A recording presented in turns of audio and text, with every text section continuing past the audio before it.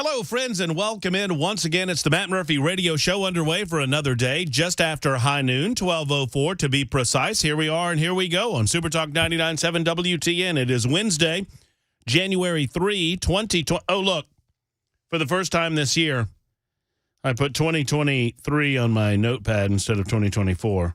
I've yet to do that. I just did it. I used to do it with checks a lot back in the day. Let me speak to you. Yeah, let me speak to you younger listeners out there in the audience. There was a time when, your debit or your credit card, there was a time we had to write all of that stuff out. We called them checking accounts. Look it up. Ask your parents about it. It's episode 483 of the proceedings here today on Super Talk 99.7 WTN, including yours truly, Matt Murphy, Bell Case behind the glass, making sure that everything that comes out of our speakers sounds as good as humanly possible. He does a great job of that. We also have Mac Moore coming back a little bit later on to deliver some headlines. We've got lots to discuss. We'll get back into the southern border just a bit from now because I do believe that this should be the lead story on every nightly newscast, considering that according to our Border Patrol agents, according to Customs and Border Patrol, CBP, there were over 300,000 migrant encounters in the month of December alone. These are encounters in the month of December alone. A little bit later on, Speaker Mike Johnson, along with our own Congressman Mark Green, who is head of the Homeland Security Committee in the House of Representatives, amongst others, will be on the border offering a press conference as to what they've seen, what they've heard regarding border security or a lack thereof. At 1:05 this afternoon, we will speak to a good friend of mine, a congressman. He's in leadership in the halls of the House of Representatives. His name is Gary Palmer. He represents the 6th Congressional District in the state of Alabama. He is also the chair of the Policy Committee for the Republican Party in the House of Representatives. He will join us at 1:05 in advance of a conversation that our own Brian Wilson will have at 4:05 this afternoon, or 4:10 this afternoon, with Congressman Mark Green. Both of them are at the border with the Speaker of the House, Mike Johnson, and we will have full coverage this afternoon on the goings-on on the southern border. The House Committee will hold a January 10th Mayorkas impeachment hearing, and Alejandro Mayorkas should be removed from his job. It should not be the duty of the House of Representatives to tell the White House that Mayorkas is not doing his job, but apparently they think he's doing just fine. We obviously know otherwise, and many American cities are seeing the same as we see a flood of illegal immigration coming into the United States of America, not just on the southern border and border states, but everywhere. Chicago, New York, et cetera, primarily due to the efforts of some of the border states that want to illustrate to the rest of the country the damage that is being done to our United States of America because of the Democrats. In the meantime, we'd love to hear from you. We'd love to talk with you. 615-737-9986. You may utilize that number either through our phone lines, always open and available to you between noon and 3 on Super Talk 99.7 WTN. And you can also text us. The Super Text line is up and running. Once again, 615-737-9986. I mentioned Gary Palmer at 1:05. We also have Cameron Smith stopping by at 2:05. You on the phones. Dr. Carol Swain will be with us tomorrow on the show, in addition to Jack Johnson, the Senate Majority Leader, to preview the General Assembly that's starting next week in the state.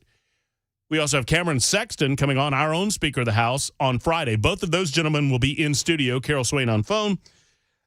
So that's just a little bit of a preview of what you can expect for the remainder of the week on our portion of the broadcast day here on Super Talk 99.7 WTN. So Statman says, what do you mean used to? I still have a checking account. I still pay the bills by check. I have a checking account, quote unquote. I don't know that they even call it a checking account anymore. They call it a virtual wallet now at my bank. I bank with, PNC, I guess. I cannot tell you. I was having this conversation with someone recently. When's the last time you actually engaged in banking? I mean, when's the last time you walked through the doors of a bank and engaged in bank? I'm not talking about withdrawing money. I'm talking about banking. Banking. Isn't that part of it? I mean, well, when's the last? Not using an ATM. How about that? Talking to an actual teller. 2 weeks ago. What'd you do? Deposited cash. Huh. What are you doing with? You got large amounts of cash laying around? There's only so much drug money that fits in your mattress, man. I should have known. I was like, what? I don't bank anymore. I don't know why there are banks anymore. I mean, I guess to make loans. Yeah, that was the last time before the last time was me taking out my car loan. 6347 said, I was banking to get money back from a scam site. Well, okay. 2227, I don't have a debit card. I go to the bank at least twice a week. You see, that's why I have a debit card, so I don't have to go to the bank twice a week. That seems like a horror show. Goodness. Nah, cash isn't illegal. I mean, debit cards are representations of cash. That's just, an arrangement between yourself and the bank that they'll keep the cash and they know how much you have and they'll keep it on the card and, never the two shall meet. Living in Madison, Bell probably has a banging clientele, says Anthony. Yeah, I do. They're good folks. Stuffed mattress? Yeah. Nice and full. Well, let me assure you of this. Bell K is not living his lavish lifestyle on this salary. I don't know what he's doing over there in Madison, but I can assure you he's not living high on the hog based on what he's making at Cumulus Nashville and Super Talk 99.7 WTN. Dave says, my bank is not as safe as my home. I don't know. I think the bank is probably safer than a coffee can behind your house, but, you do you. It's a free country. You're allowed to do you. 2227 then writes in and says, cash keeps you from spending more than you have. That is true. That does help. Because if you're using cash instead of cards, it's. Well, we're not talking about credit cards. We're talking about debit cards. Well, yeah. A little bit different. A little bit. You need to stay off the credit cards. Stay off the credit cards, people. It's not a way to live your life on credit cards. One way or the other, I just, for the life of me, can't remember the last time that I banked. I know my bank, when I go in, they say, hey, Vicky. Well, let me be one to say to you, 7479, hey, Vicky, how's it going?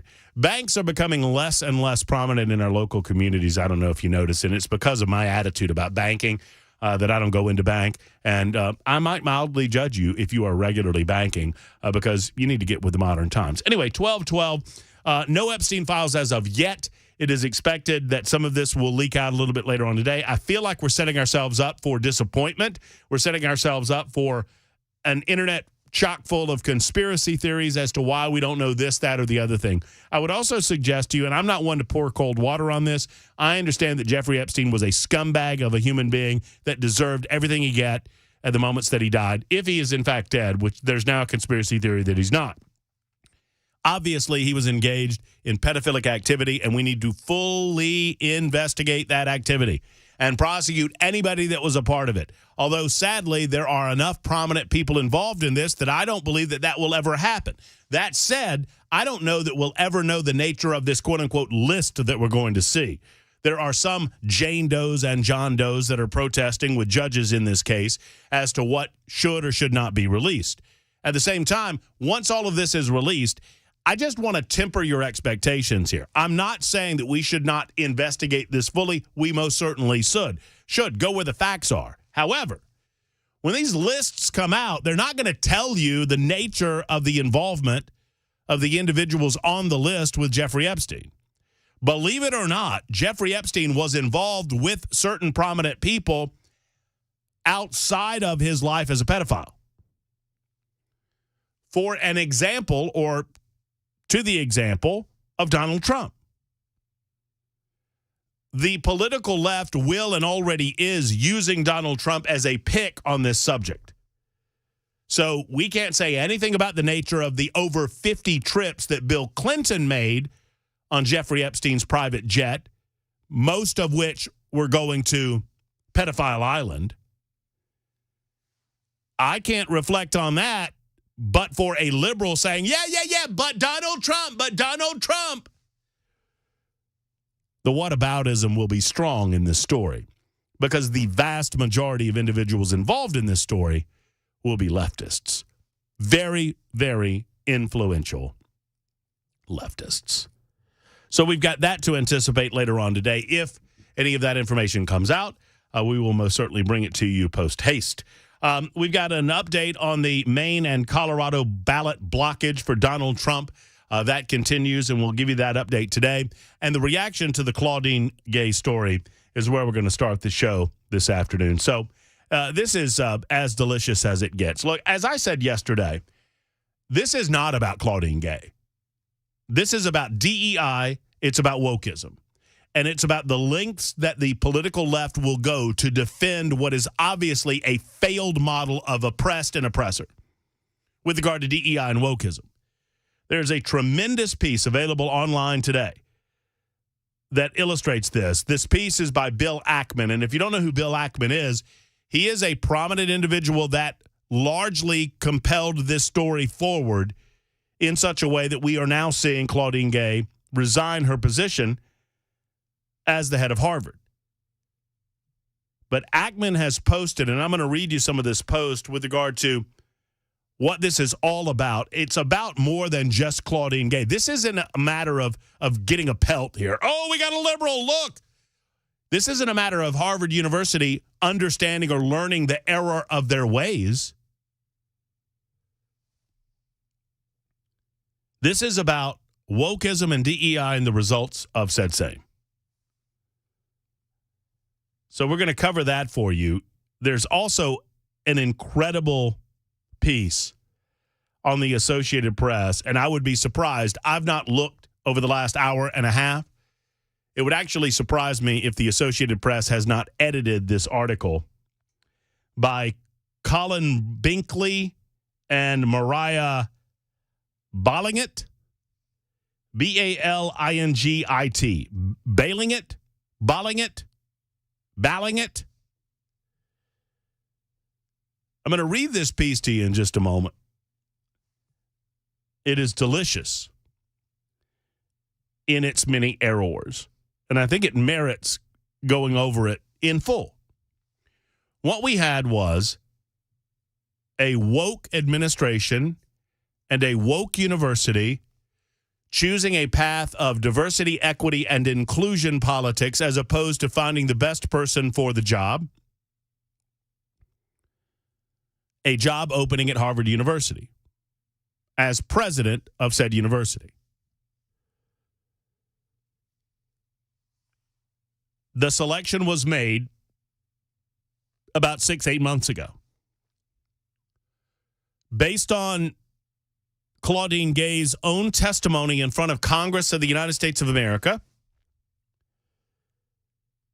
a spotlight was placed on her amongst other college presidents with regard to her response to some of the activities that have been going on Harvard University's campus for many years, not just in the aftermath of the Hamas slaughter of innocent human beings, the terrorism that fell on the state of Israel on October 7th.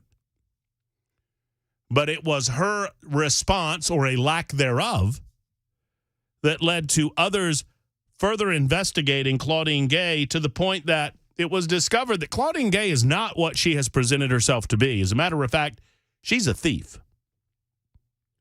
Stealing ideas is stealing. The left is angry about this. They're angry at conservatives. They're angry at conservatives primarily because conservatives managed to lift a play from their playbook in an effort to expose Claudine Gay for what she was and what she is. The left has been doing this type of activity for years, in which if someone makes a misstep, someone that's not known to you or to me or to anyone within the sound of my voice, and I would dare say 98% of us, and it might even be more than 98%. Do you think that's fair? 98% of the listening audience could not have named the president of Harvard University 8 weeks ago. I think you're shooting a little low. More than that? Yeah. I mean, it's certain. I mean, I wouldn't have been able to tell you, would you? I had no clue either. Zero clue. And no interest. And, all right, I mean, Harvard University has long lost me. It was a once respected institution. I've lost, and I understand that it's still up there for many people. I've lost a tremendous amount of respect for Harvard University. Okay, so Nobody would have known who this person was. So to suggest that this is somehow personal against her is ridiculous. Nobody knew who she was until she made an ass of herself in front of television cameras and assembled Congress in what she said with regard to genocidal commentary on her college campus. Well, it depends on the context. What are you talking about? In what context is calling for the genocide of a race of human beings acceptable? Well, it depends on the context. What? So this caused a further look into the life of Claudine Gay, and it was discovered that she is a longtime plagiarist. But for the political left, this discovery is not in and of itself a reason for her to resign, and their excuse-making about how all of this happened is ridiculous. And we'll get into it in just a moment. It's 1220, Super Talk 99.7 WTN. Just underway, it's Libertarian Lunchtime with Matt Murphy, yours truly, Bell K's Behind the Glass. By the way, it's episode 483, and today's episode can be found on radio, of course, 99.7 FM, on any of our internet streaming platforms. Just type us in wherever you stream information, music, or news, and you'll find us. And we're also found on Super Talk TV, YouTube, Facebook, Twitter, Twitch. Episode 483 on those platforms is entitled The Matt Murphy Show, Scalping at the Southern Border, and we don't mean tickets. Yikes. More on the scalping in just a moment on Super Talk 99.7 WTN.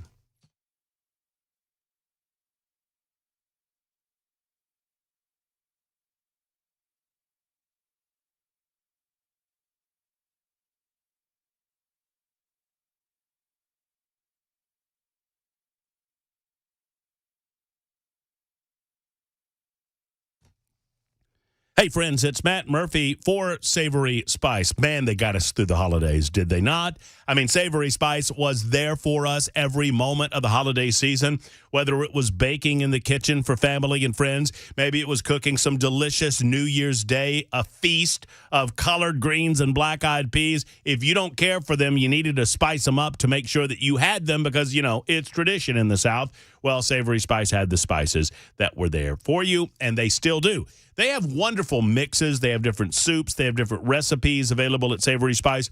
Really, no matter what your experience in the kitchen is, if you're looking to become more experienced or if you're looking to up your spice game, you know, you up your food game by upping your spice game. You up your spice game with Savory Spice. And I would encourage you to do that. 2 locations to serve you. One's on Charlotte Pike right here in Nashville at L&L Market. The other is in Franklin, just off the square next to Gray's Pharmacy. When you stop by, you'll no doubt see Holly or David or one of the fine folks at Savory Spice. Tell them that I sent you in. They'd love to see you. Whatever your level of experience, let's up that food game. You up the food game by upping the spice game, and you do that at Savory Spice. Tell them I sent you.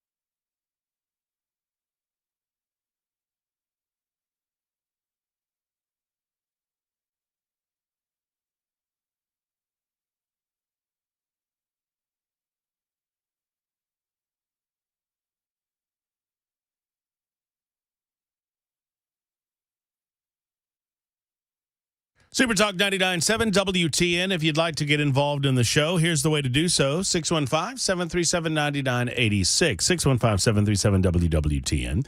You can do that either via the phone lines or the text line. You can also find us on social media. I would love for you to give me a follow at Matt Murphy Show. That's at Matt Murphy Show if you've not already done so. I'm normally on the X machine. I have other accounts. I have an Instagram account. Don't go there very often. I have a Facebook account. I go there a little more often. I have some other internet account. I think I used to be on TikTok, although I never used it. And then I was told that the Chinese were spying on me, so I stopped that. One way or the other, you're invited to be a part of the show in that fashion. Give us a follow at Matt Murphy Show on any of those platforms. So it's 12:27. Let's get into this real quick. By the way, what you just told me, You fact-checked that? The Claudine Gay thing? Yeah, I actually meant to text you the story, and I got distracted, and I don't have the source, which makes me feel like weak sauce. But I definitely saw a story yesterday in my Google timeline talking about how she was simply being moved back to an academic and standing at Harvard and keeping her $900,000 salary.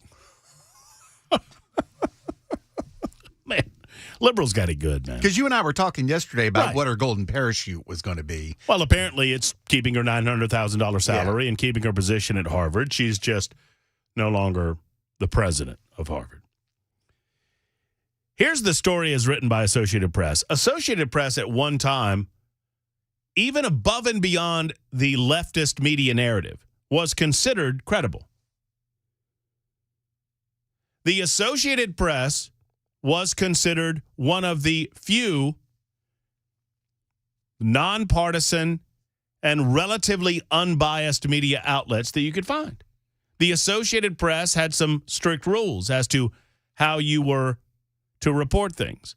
The Associated Press has long lost their way with regard to their original charter to be that unbiased provider of information and truth to the masses.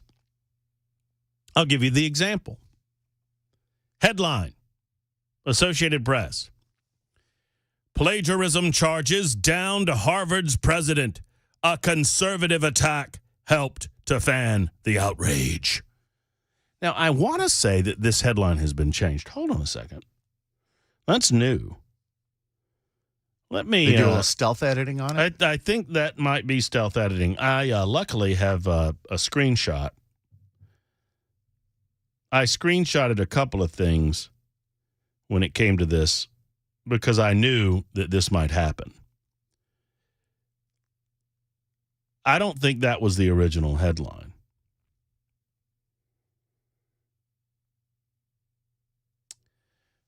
I'll find it. I'll find it in just a second. But a conservative attack helped fan the outrage. The downfall of Harvard's president has elevated the threat of unearthing plagiarism, a cardinal sin in academia, as an ongoing tool in the conservative attack on higher education. So in the initial paragraph, we see the narrative as presented by the partisan and liberal Associated Press. It is not, the lead in the story is not that the president of what is widely considered to be the most esteemed university in the history of the United States of America was found guilty of plagiarism. Would that not be enough? Should that not be the headline? That the president of Harvard University is a plagiarist? A repeat offender? This was not an accident. This was a pattern. Once you could excuse as an accident. Twice, maybe you could excuse away, but 3, 4, 5, 6, 7, 8 times? Come on now. But the takeaway by the Associated Press is that conservatives found out about it. Claudine Gay's resignation Tuesday follows, I'm reading now, followed weeks of mounting accusations that she lifted language from other scholars in her doctoral dissertation and journal articles. The allegations surfaced amid backlash over her congressional testimony about anti-Semitism on campus. American higher education, which prizes academic honesty, has long viewed plagiarism as among the most serious of offenses. Accusations of plagiarism have ruined the careers of academics and undergraduates alike. And reviews by Harvard did find multiple shortcomings in Gay's academic citations, including several instances of, quote, duplicative language, end quote. The university concluded the errors were, quote, not considered intentional or reckless and did not rise to misconduct. Daily Mail at noon published an article with the headline, "The Price of Failure." Outgoing Harvard president Claudine Gay is still set to earn $900,000 a year by returning to professor's job at embattled college's political sciences department. And I also emailed you a link to a Fox Business story about the same thing. So leftist media is repeatedly defending this woman in the aftermath of all of this, and we're going to talk about it. We're going to talk about how they go to an old, tired, worn out, torn page in the leftist playbook. When you have no other refuge, accuse everyone of racism. And that's what they're doing. More on that in just a moment. Your calls as well. Libertarian Lunch ongoing. Super Talk 99.7 WTN.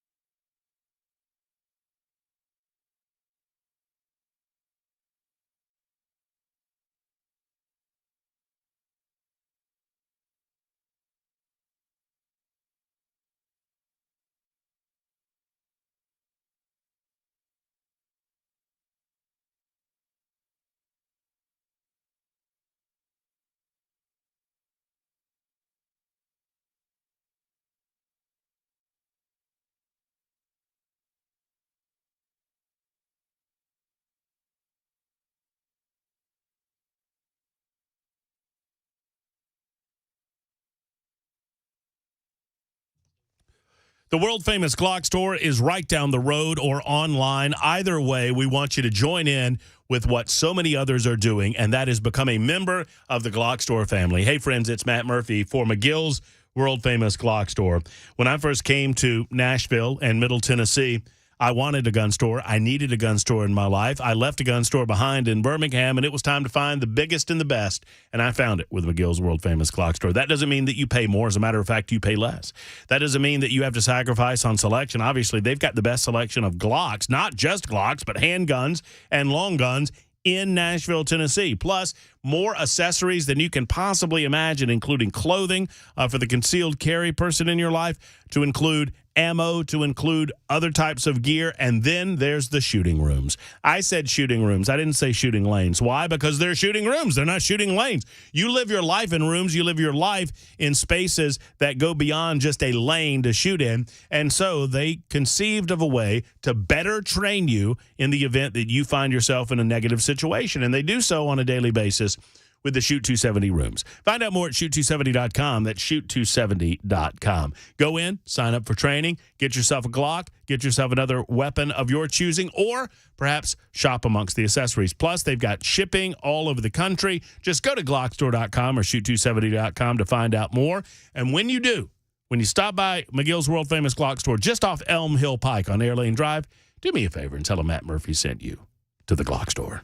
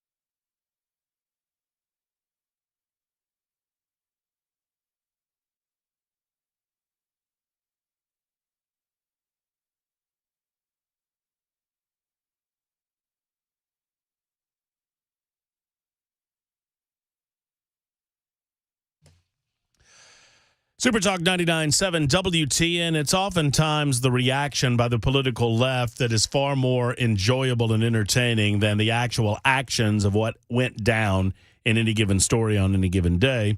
And that is the case with regard to Claudine Gay. Once again, I suggest to you that most of us, nearly all of us, I think it is an exception that proves the rule in my statement that nobody knew who Claudine Gay was. And if you're the one that did, well, you're the exception that proves the rule. Nobody else knew who Claudine Gay was. The headline in the Associated Press piece really says it all. The AP wants you to believe, well, a number of things in this piece, and we're going over some of them this afternoon on the Libertarian Lunch. Claudine Gay's, I want to continue with it for just a moment, but before I do, hold on, I wanted to share with you what I'm talking about. Because it's not just the Associated Press. Listen to Mara Gay, who is on the New York Times editorial board, no, to my knowledge, relation to Claudine Gay. One would expect that that's not the case. Although it wouldn't surprise me if it was.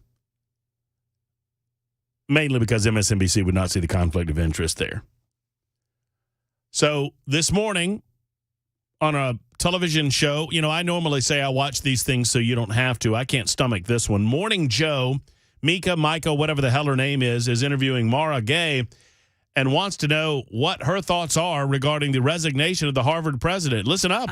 The thing that really disturbs me is the unrelenting campaign from the right and from some conservative activists to slander, discredit, and ultimately, I guess, somebody used the phrase, we've claimed a scalp, I think, on social media, Yeah, people say things on social media all the time. More on that scalp comment coming up in just a moment. But let's continue. Essentially unseat Gay and other presidents. By the way, this unrelenting and brutal attack, it was an observational series of posts by individuals that dug into Claudine Gay's background based on her prominent testimony before Congress and her prominent position as a president of the most esteemed, tell me I'm wrong, the most esteemed university in the history of the United States of America is Harvard University.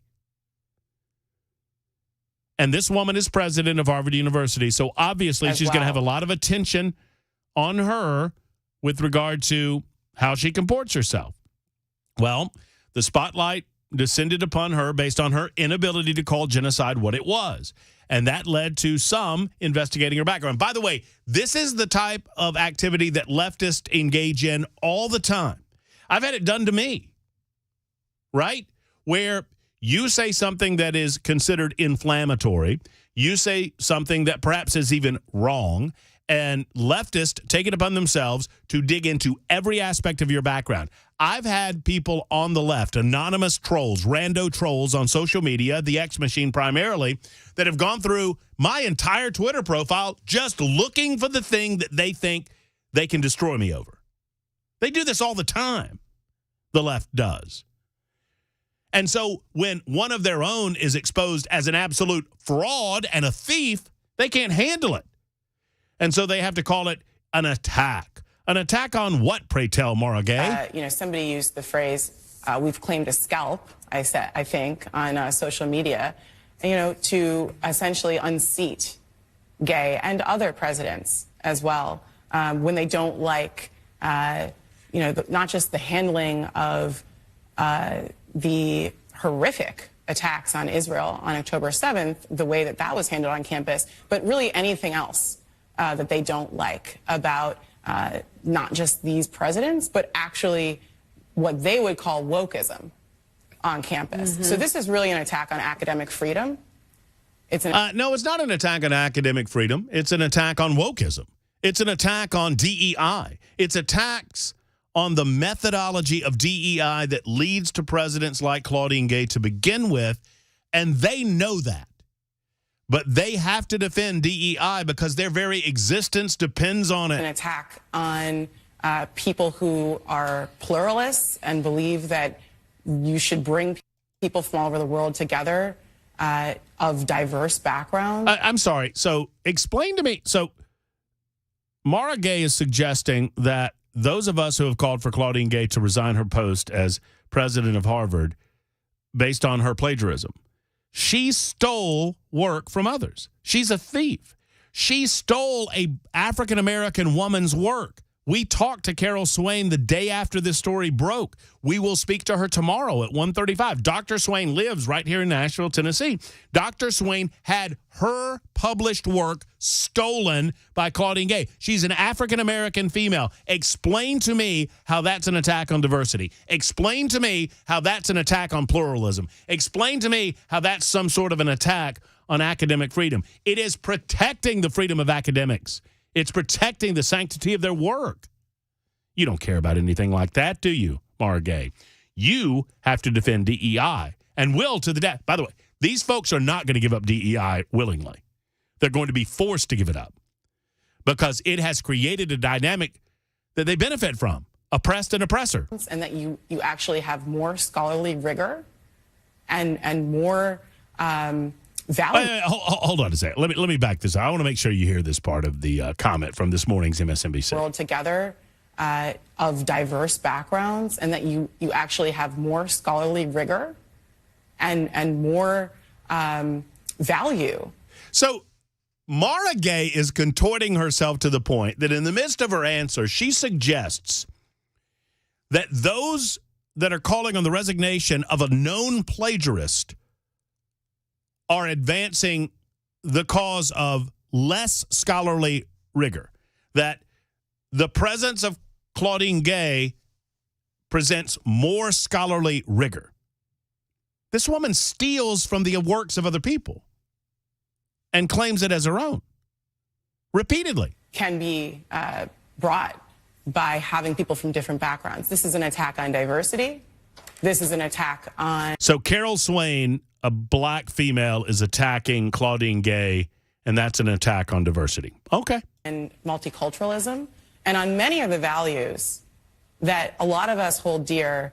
And in fact, anybody really who is around my age in their 30s who went to any major public university or private university in this country, these are values that are very important. And I think that's why these presidents are under attack. That's why Claudine Gay was under attack. Wait.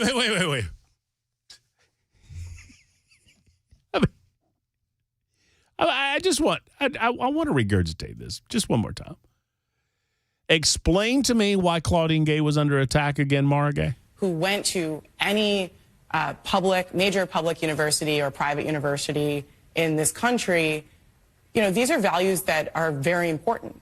And I think that's why these presidents are under attack. That's why Claudine Gay was under attack. So Claudine Gay's under attack because we're attacking academic freedom. Claudine Gay's under attack because she's black. She's under attack because this is an attack on diversity and multiculturalism. Maybe it's just an attack on theft. That she's a black woman and the first person who is a black American to lead Harvard. Only added. Yeah, this suggestion is insulting and indefensible. That somehow, Mara Gay lives in a world, apparently, she's on the editorial board of the New York Times. And she apparently lives in a world where, I guess, in her mind, all the white people got together. And before Claudine Gay, think about this for a moment. Let's walk this back. What she just said, that we can't handle a black female being a president of Harvard. By the way, 99% of us had no idea that this person was the president of Harvard. But all of us got together, apparently. Commentators like myself and others, basically all of the oppressors, the white people. We all got together when she was elected or when she was selected and named the president of Harvard. Belle Kay was in there. I was in there. We were all part of it. And we all got together months and months ago, long before she testified before Congress, long before the attacks of October 7th happened, long before Hamas decided to slaughter innocent Jews, long before any of this occurred. When she became the president of Harvard last July, all of us collectively said, this we must stop. According to Mara Gay, that's how all of this went down. It is absurd. This person thinks they're an intellectual. They're actually stupid. If they believe this, you're either lying or you're dumb, one way or the other. To their thirst to dethrone her. And, those attacks, I don't have to say that they're racist, because you can hear and see the racism in the attacks when people like Vivek Ramaswamy say, okay, this is a problem about diversity in hiring. I mean, this is racism as well. So there's a lot of different layers here, but I don't want to miss the attacks on academic freedom. And I think it's much easier to target women or women of color. Well, I don't even know what she's talking about. Belle, do you have any idea what she's talking about when she says this is an attack on academic freedom? What she's talking about when she doesn't? You're right. There's no defense on any of this. And so when there's no defense, you just blather and make things up, as Mara Gay has, as the Associated Press did. Speaking of making things up, this is the icing on the cake. So let's read from the Associated Press article here. The downfall of Harvard's president has elevated the threat of unearthing plagiarism, a cardinal sin in academia, as an ongoing tool in conservative attacks on higher education. Do you know the number one way to prevent anyone from attacking you and insinuating or claiming that you were guilty of plagiarism? Do you know the number one way to prevent someone from being able to destroy you as a plagiarist? Don't be a plagiarist. Claudine Gay's resignation, writes the AP, followed weeks of mounting accusations that she lifted language from other scholars. She did. In her doctoral dissertation and journal articles. American higher education, which prizes academic honesty, has long viewed plagiarism as among the most serious of offenses. Accusations of plagiarism have ruined the careers of academics and undergraduates alike. And reviews by Harvard did find multiple shortcomings in Gay's academic citations, including several instances of, quote, duplicative language, end quote. The university concluded the errors, quote, were not considered intentional or reckless, quote, end quote, and did not rise to misconduct. By the way, almost ruined the career of an individual that you might be aware of. His name was, what was his name? Joe Biden. Nevertheless, the accusations continued, with new ones as recently as Monday. In other words, they're unearthing article after article after article in which Claudine Gay lifted passages and claimed it for her own. And the AP article continues, they came not from her academic peers, but her political foes. Does it matter? This is an old, tired playbook from the left. When you have been caught red-handed, when you have been caught with your pants down, your one objective is to attack those that caught you and make them the story, not you. I should think better of the Associated Press, but I don't. Her detractors charged that Gay, who has a Ph.D. in government, was a professor at Harvard and Stanford and headed Harvard's largest division before getting promoted, got the top job in large part because she's a black female. Christopher Rufo, a conservative activist who helped orchestrate the effort, celebrated her departure as a win in his campaign against elite institutions of higher education. On X, formerly Twitter, Rufo wrote, "Scalped. As if Gay was a trophy of violence, invoking a gruesome practice taken up by white colonists who sought to eradicate Native Americans." What? It's almost funny. It's like a Babylon Bee. It really is. It's like a Babylon Bee. Okay, you could make the argument, and I'm willing to listen to the argument, that maybe Christopher Rufo should not have said the word scalped. I don't care. I don't get offended by these things. I hope you don't either. If you allow some rando on Twitter to offend you, you're in for a long life. What fascinates me is that this hasn't been changed yet. That the Associated Press is standing by their assertion that the word scalped invokes a gruesome practice taken up by white colonists who sought to eradicate Native Americans.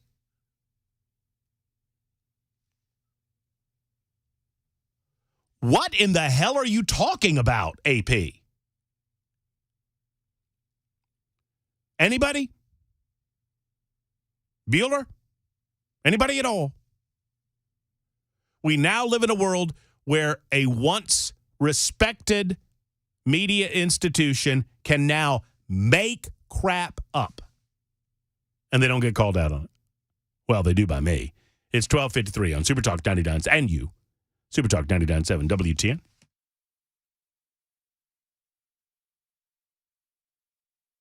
Hey, folks, it's cold outside. You probably know that. Temperature's only getting into what? The early 40s. I say early 40s, 41, 42 degrees. That means that your heater's running double time inside of your home. Want to make those living conditions as comfortable as possible. And if that's the case in your home and you don't feel like the heater's doing what it should do, or you feel like it is working a little bit too hard for your comfort and you're worried that it's going to go out at any moment, well, here's an opportunity for you to go ahead and give yourself peace of mind.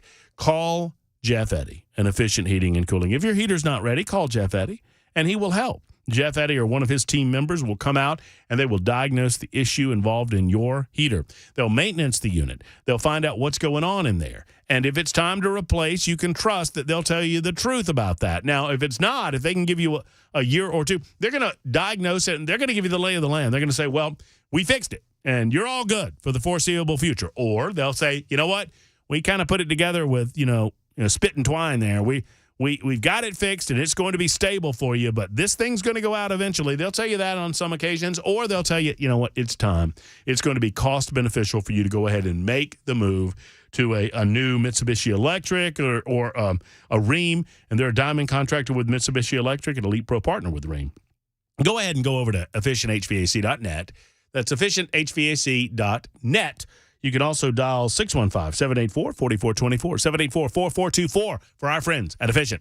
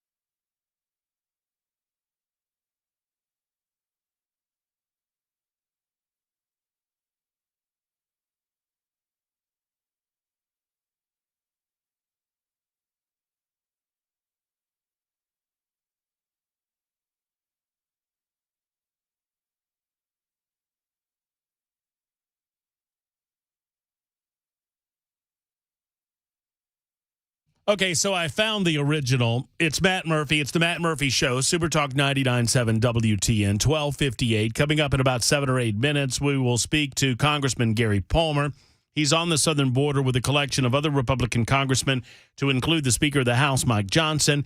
I believe Congressman Mark Green. I know Congressman Mark Green is down there because I texted with both of those individuals yesterday. Gary will be with us to give his lay of the land coming up at 1:05. Congressman Mark Green on The Drive with Brian Wilson at 4:10 this afternoon. Two of those individuals speaking both to myself and to Brian in advance of a press conference that is set to begin later on this afternoon. Here's the headline. The old headline and the new headline are quite different. Old headline: Harvard president's resignation highlights new conservative weapon against colleges, plagiarism. New headline: plagiarism charges downed Harvard's president. A conservative attack helped to fan the outrage. See what they did there? And they did not say that they changed the headline. They just changed the headline. New conservative weapon against colleges, plagiarism. Who knew that this was new? More coming up in just a moment on Super Talk 99.7 WTN. Hang in there.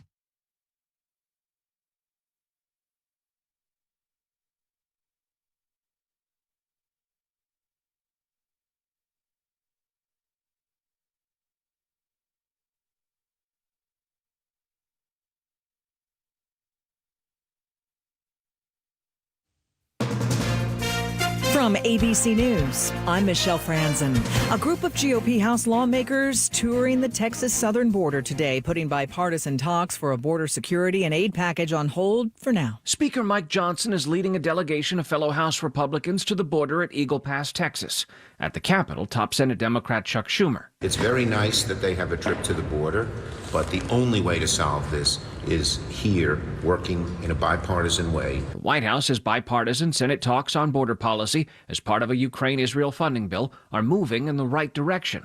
But there's no telling whether any Senate compromise might be acceptable to the GOP-controlled House.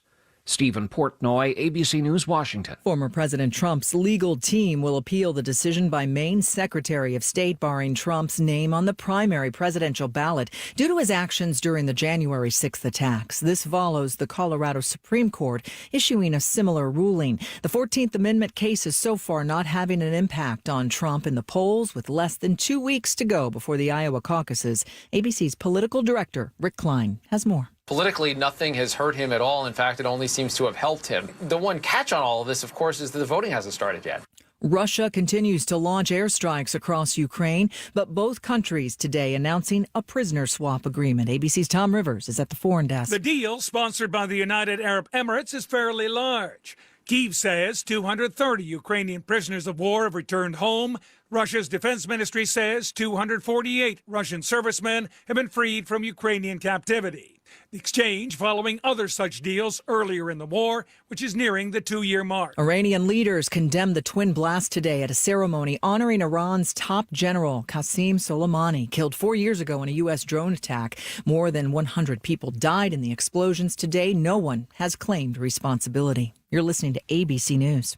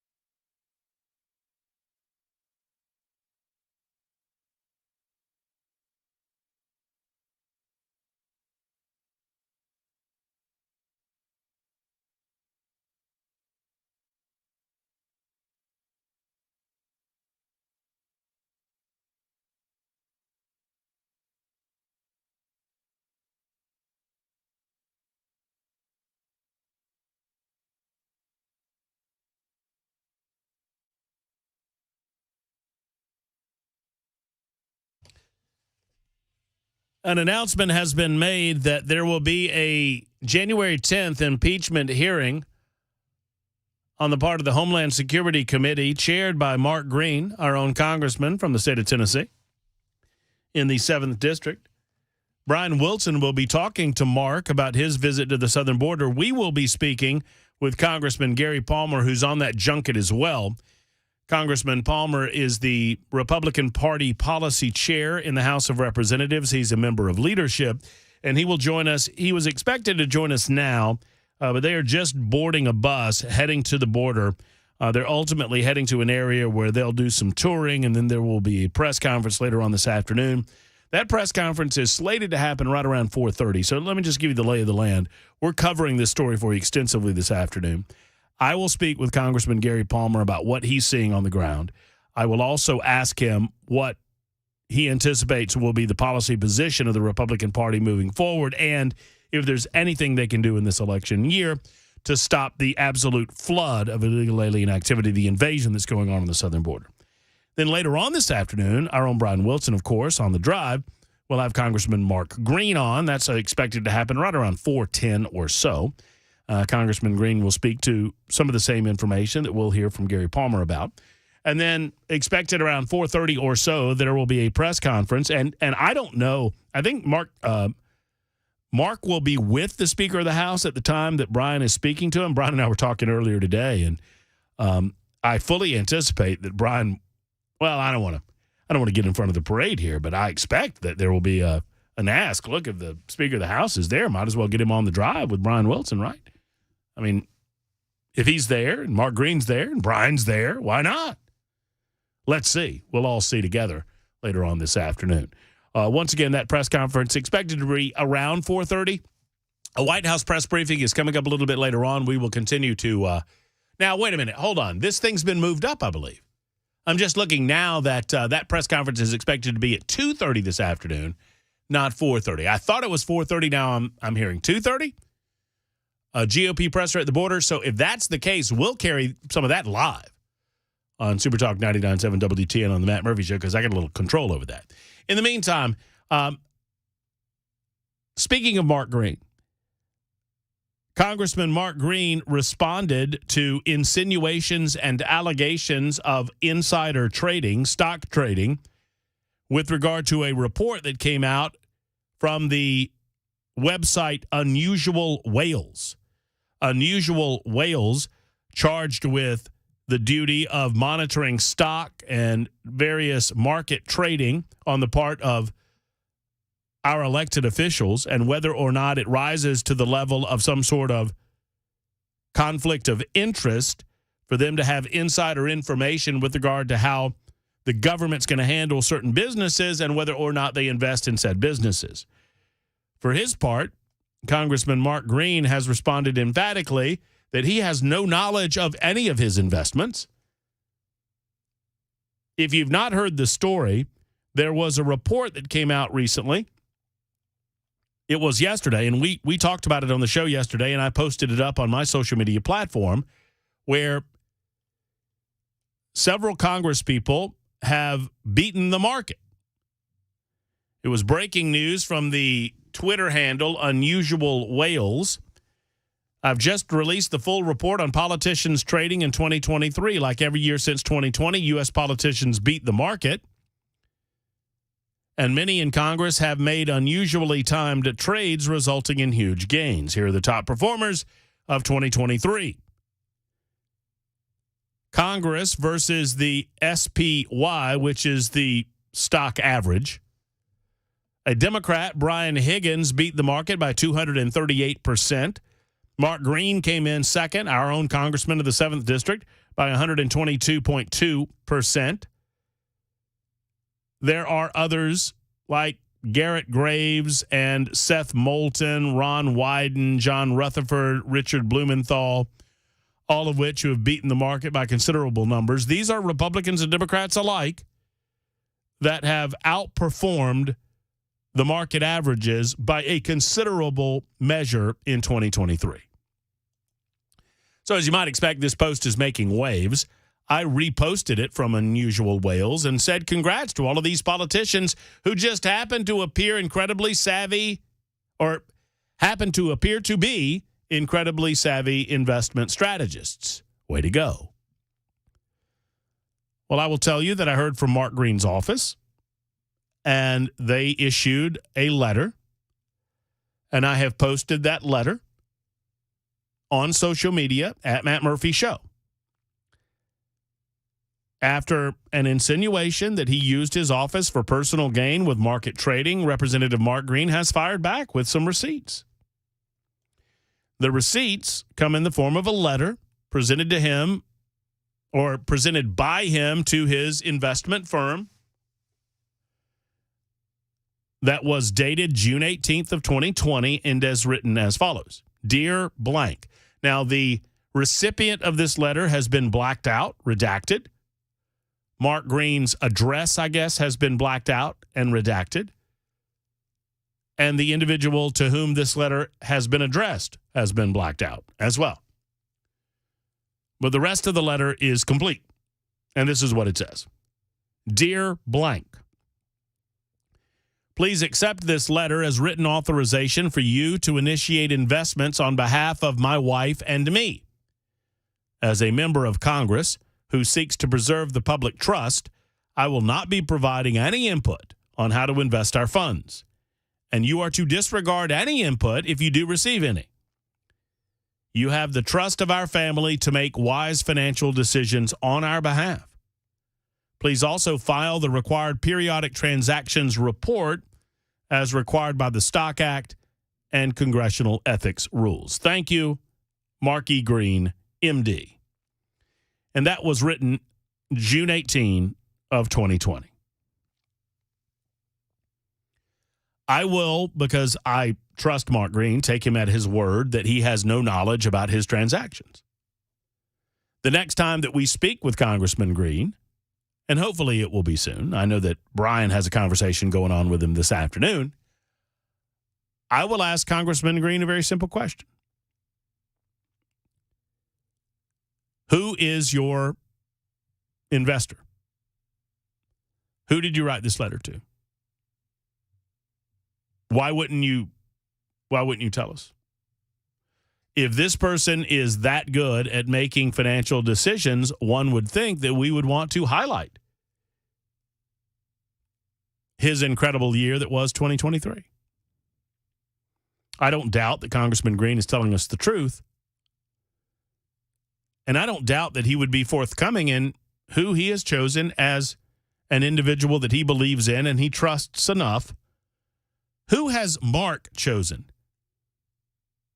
to make these wise financial decisions on behalf of his family that has benefited his family so much? I'd like to know.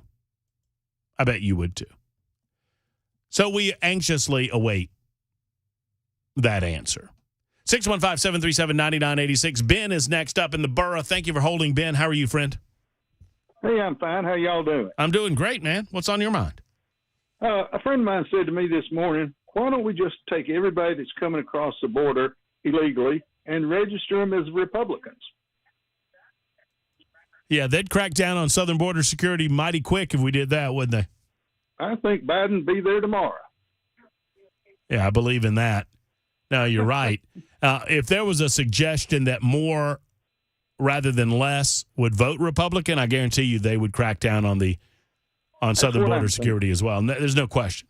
There's no question. I agree with you. Yeah, I told the story, Ben, a couple of days ago that people that I have trusted for years have informed me about the goings-on inside the Beltway in Washington, D.C. And this is a calculus made on the part of Democrat strategists that if they can withstand the negative impact of the public relations that they're going to get over allowing millions and millions of illegal aliens to flood the zone, they believe that within 10 years that they can get a return of about 7.5 to every 10 illegal aliens coming into this country once they begin voting.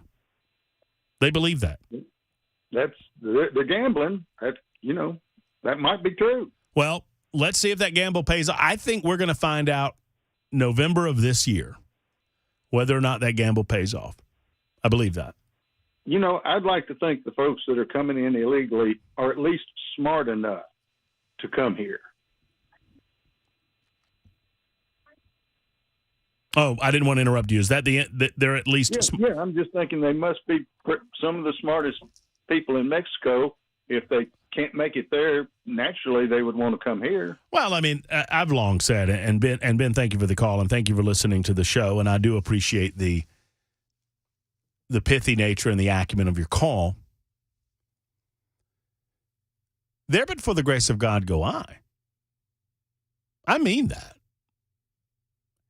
If I was living in a hellscape of a city of some 28 million people in the metropolitan Mexico City area with no shot, if I grew up in Guatemala, you got no shot. Honduras? But if I believed that instead of making $10 a week or $10 every several days, that I could commit what in my mind would be a victimless crime, if I considered it to be a crime at all, and make my way to the southern border and cross the southern border and find myself work and begin sending money back to my home, and instead of making $10 every several days or $10 a week, I'm now making $10 an hour or $12 an hour or $15 an hour in construction or some other manual labor, unskilled labor. You're dang right I would do that. I don't have any issue with people from other countries wanting to come to the United States of America. And honestly, I fully understand why they are willing to do it illegally. It has never in my mind been on their shoulders to prevent this from happening. I can understand why they want it to happen. I would want to better my life. I would want to better my family. And if this was a way to do that, I would do it. And you may say, but you're causing America harm, yada, yada. Put yourself in the mindset. Everything being relative, put yourself in the mindset of someone that's growing up in this level of abject poverty. Now, who's responsible? That doesn't mean that our hearts go out to those people to the point that we just open the floodgates. This is what happens when you do that. They flood the zone. And you don't turn those other countries into the next America. You turn America into those third world countries. And that's the point. So I've never been one to blame those that are coming in illegally. I do blame our politicians for doing nothing about it. And they've done nothing about it since the mid-1980s of any consequence. Oh, there have been better presidents than others. And Donald Trump actually went so far as to he started building walls. He started building structures that actually prevented some of this illegal migration. He set up structures, institutional structures, that also prevented them from finding loopholes around the law. Now it's not a matter of getting away with it. It's not a matter of avoiding border patrol when you get to the southern border and sneaking your way into an interior city. It's a matter of announcing yourself to border patrol. This is different. This is something that has changed. I've been talking about this for 24 years. I started in talk radio as a talk radio host 24 years ago this week in Montgomery, Alabama. And for that length of time, we've been discussing this issue. It's only been relatively new that those illegally entering our country did not seek to get away from Border Patrol. Now they are seeking out Border Patrol, and they're putting their hands in the air, and they're screaming asylum because they've learned if they do that, they get paperwork and they get gone. Sad but true. Tony is in Robertson County. He joins us next on the Matt Murphy Show. Hello, Tony. Hope you're well. I'm doing well, Matt. I hope you are. Yes, sir. I'm just curious. I got two questions. I called Representative Green's office about this little junket to Mexico, and I left a message there, and also I called Representative Rose, and I talked to somebody there as who's funding this little trip there? Is it the taxpayers or is it the congressional budget? Because if it's the latter, that ticks me off. And the second question is, why are they even going down there? Because we know what the problem is. So what are 60 of them going to do down there? Find out a new revelation about what's going on at the border? How many people have we had from the Congress to go to the border to tell us that it's wide open? We already know that. Right. So the purpose of the trip to the southern border is to draw more attention to the plight and to the issue. And Tony, you and I are more informed than most of America with regard to what's going on. And the hope is, and I'm not defending it, I'm just explaining it. I mean, I'm not taking a position on it. The hope is by Mark Green and by Gary Palmer and by Mike Johnson and other Republican delegates going to the southern border that you draw a highlight to the issue and you focus the issue prior to impeachment proceedings on the part of the House Homeland Security Committee, chaired by Mark Green, next week against Alejandro Mayorkas for refusing to do his job. Yeah. Now, I'm not defending that. I'm just answering your question. Yeah, I understand that. I just think for a country that's, 34 trillion in debt, we don't need to be funding anything. We're broke. So, and by the way, I enjoy the show. That's all I needed to say. Tony, I don't understand that on the first side of the question that you asked about who's funding this, and you said, is this coming out of the congressional delegate? I mean, those are... Well, when I contacted Representative Rose, the representative there told me that he believed it was being funded by their budget, the representative's budget, the congressional budget that they have. It's not by the Republican Party, which is fine with me. I don't support them anyway. But I do have a problem if it's coming out of the taxpayers' money, which funds their budget. We already know what the problem is. That's what I'm saying. It's the same old roundabout we get with these people. I'm tired of it. So you believe the trip, let's say for the sake of argument, because I want to believe that this is funded by our tax dollars. I think that that's going to be the case. That's my inclination. I don't know if that's true, but I think that's true. So let's work off that. Let's work off that premise for a moment. Okay. You don't like that because you consider it a waste of money? Yeah, especially when you're broke. We can't fund stuff like that. I mean, no, I get it. I mean, I just looked at the news article today that we just officially today, Tony, just before you and I talked, we went over $34 trillion in debt. Yeah. I mean, $34 trillion in debt. And, I mean, we're getting over $1 trillion further in the hole every single year. So I don't disagree with you that we need to look at every expenditure on the part of the federal government. I would say this, and thank you for the call, that there are plenty of expenditures that I would put in front of this one.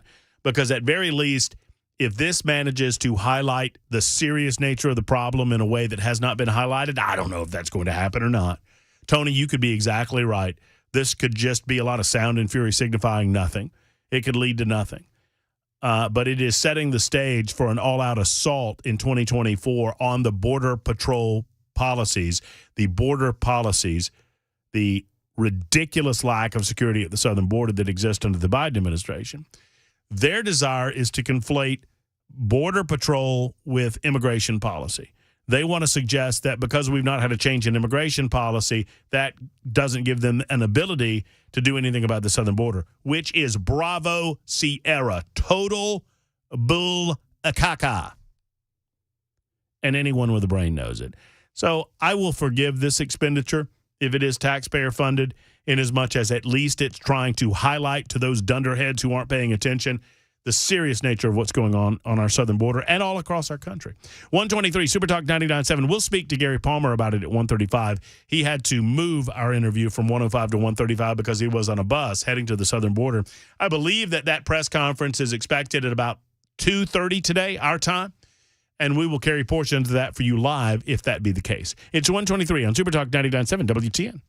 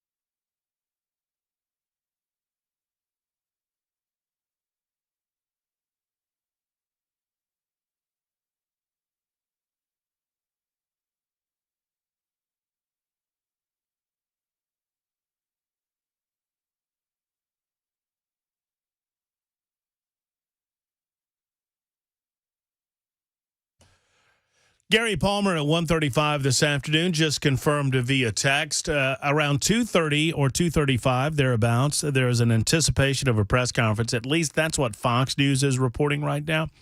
Brian Wilson has Congressman Mark Green on his show starting at 4:10 this afternoon. So we're covering the border security issue comprehensively for you.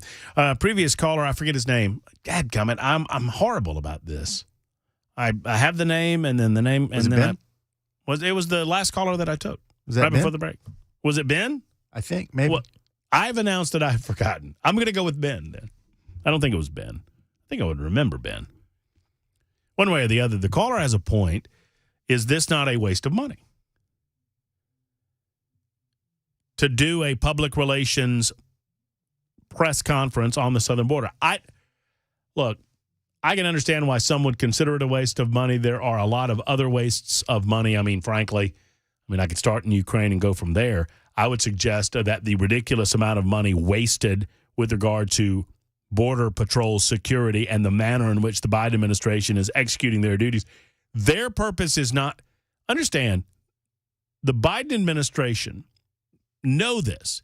If you get into a discussion with anyone about this story, if they suggest to you that the Biden administration is, quote unquote, trying their best to stop it, they're either lying to you or they don't understand what's going on. The Biden administration wants illegal border crossings. Otherwise, they would stop it. You cannot tell me that the United States of America has existed for these 140 some odd years with a policy by which anyone who wants to come into our country comes in as long as they say the word asylum. It is a gross misrepresentation of national sovereignty and border security. And the Biden administration is hanging their hat on that misrepresentation because they want the illegals here. They can say all they want. They don't give a damn about consequences. And it ain't Joe Biden doing this. Joe Biden's going to be dead long before any of this comes to fruition in a real way. Andrew is next in Shelbyville. Shelbyville. Hello, Andrew. How are you? Hey, how you doing? Good. Hey, I have a question. I've been meaning to call you today. I have time, so I did. If the Democrats really want gun control, why are they keep releasing people who act in gun control crimes, keep releasing them, and then cry about gun control? It doesn't make sense to me. If people go out and murder and do whatever they do, and then they're back on the street, and then keep acting out that way, and then they get on TV and act like we need stricter gun control. Well, for them, it's a political football. Gun control. Yeah, you can't have it both ways. Right. But they can't have it both ways because they've got the mainstream media on their side, and the mainstream media doesn't call them out on their hypocrisy. Yeah. It just drives me crazy. I don't understand it. My wife and I, we both are, we both have guns, and we're both, law-abiding citizens, but... Well, absent in their analysis is the concept that, obviously you understand it, I understand it, Andrew, this idea that the criminals would follow the law if you changed the laws. Yeah. Well, the criminals aren't following criminals by definition don't follow the law, so they don't care. Yeah. But you as a law-abiding citizen, me as a law-abiding citizen, we would have decisions to make with regard to what we're going to do if by some measure the Democrats got their way and they began banning certain weapons that we own. We would have to make decisions as to whether or not we would continue to be law-abiding or if we would become lawbreakers. I know. I agree. So, hey, well, I was trying to call yesterday. I know this is off subject, but real quick about abortion. Your whole thing yesterday. I don't know. It was weird. I was trying to call in. I agree with everything you were saying, 100%. So I just wanted to let you know that. Well, I'm just trying to look. All I'm trying to do. I'm a libertarian with a small L. I've never claimed to be a conservative. Never claimed to be a Republican. Here's what I know about the issue. I understand the genuine and heartfelt beliefs on this issue, the personal beliefs on the issue of abortion, and I share many of those personal beliefs.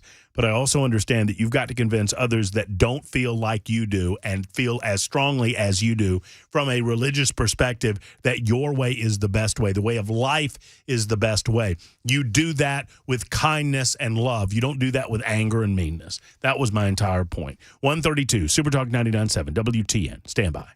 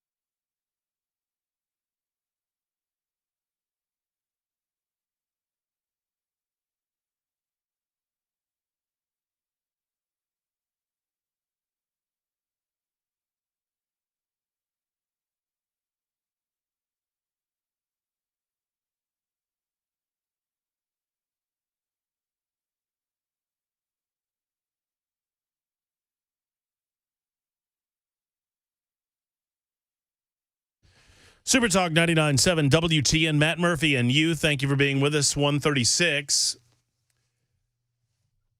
Up to, I believe, 40 Republicans are heading to the southern border. They are set to arrive. Let's see. The latest information that I had is that they are arriving at the Del Rio Bridge as we speak in buses, as many as 40 conservative congressmen, to include the Speaker of the House. Congressman Gary Palmer is a good friend of mine. He is a 6th congressional district representative from the state of Alabama. He was my congressional representative when I lived in the state of Alabama. He is a part of the delegation that is at the Del Rio Bridge, and you'll hear from Congressman Mark Green a little bit later on the Brian Wilson Show, The Drive, and you'll hear from Gary Palmer right now as he arrives at the Del Rio Bridge to witness the ongoing border security crisis. Congressman Palmer, good afternoon. Happy to have you with us. Good afternoon, Matt. Thanks for having me on. Well, just give us a sense of how many there are of the delegation and exactly what you are doing today and what you hope to accomplish with what you're doing. Well, I think there's over 60 of us here, all Republicans, and it's the largest delegation to ever visit the border. We've been briefed by Border Patrol, local law enforcement, county sheriffs, and I've been talking with private landowners, ranchers, and farmers here. And just before we got on the bus to come down to the bridge, I was talking to a rancher, and this sounds crazy, but he said that he has had the same fence cut 77 times since December 28th. Basically cut it 77 times over a 7-day period. And that's the kind of stuff that people don't know about, that doesn't get reported. And it's gotten so bad that the Texas legislature has set up a crime victims fund to compensate property owners down here in South Texas for the damage being done by these illegal migrants. I mean, we on In Talk Radio Circles, we on my show on Super Talk 99.7 WTN, we try to report on these stories on a daily basis, Gary. Obviously, I believe that it should lead the nightly news every single day. I think it is an existential crisis that is ongoing on our southern border. What do you and the rest of the delegation hope to accomplish? Is the goal to get the message out to the broader population, maybe those that don't listen to talk radio or perhaps don't avail themselves of the information that's readily available on the internet? What's the game plan here? Well, I'm not going to talk about what the legislation is that I've already called my staff to start getting drafted. But there's some things that I found out on this trip, and this is not the first time I've been to the border. I've been to San Diego, I've been to Arizona, I've been to McAllen, Texas. But some of the things that I've learned down here has given me some ideas of things that I think we can do legislatively. So that's enormously helpful. One of the things that your listeners might be interested in is they're estimating that the cartels are earning about $32 million a week just in this sector. Just in this sector. How much a week? $32 million. Wow. But here's the thing that I didn't know. That didn't surprise me. What I found out was I was thinking all along that these people will pay $10,000, $15,000 to cartel to get them in.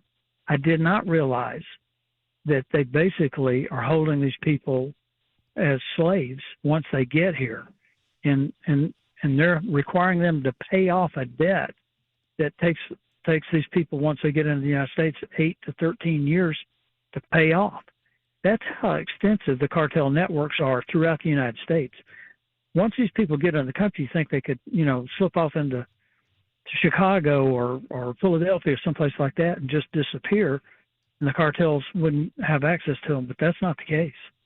So they're making $32 million a week down here, but they're still hanging on to these people after they get in the United States and extorting money from them. We had a caller. We were discussing the junket, discussing the numbers of Republicans that were on it.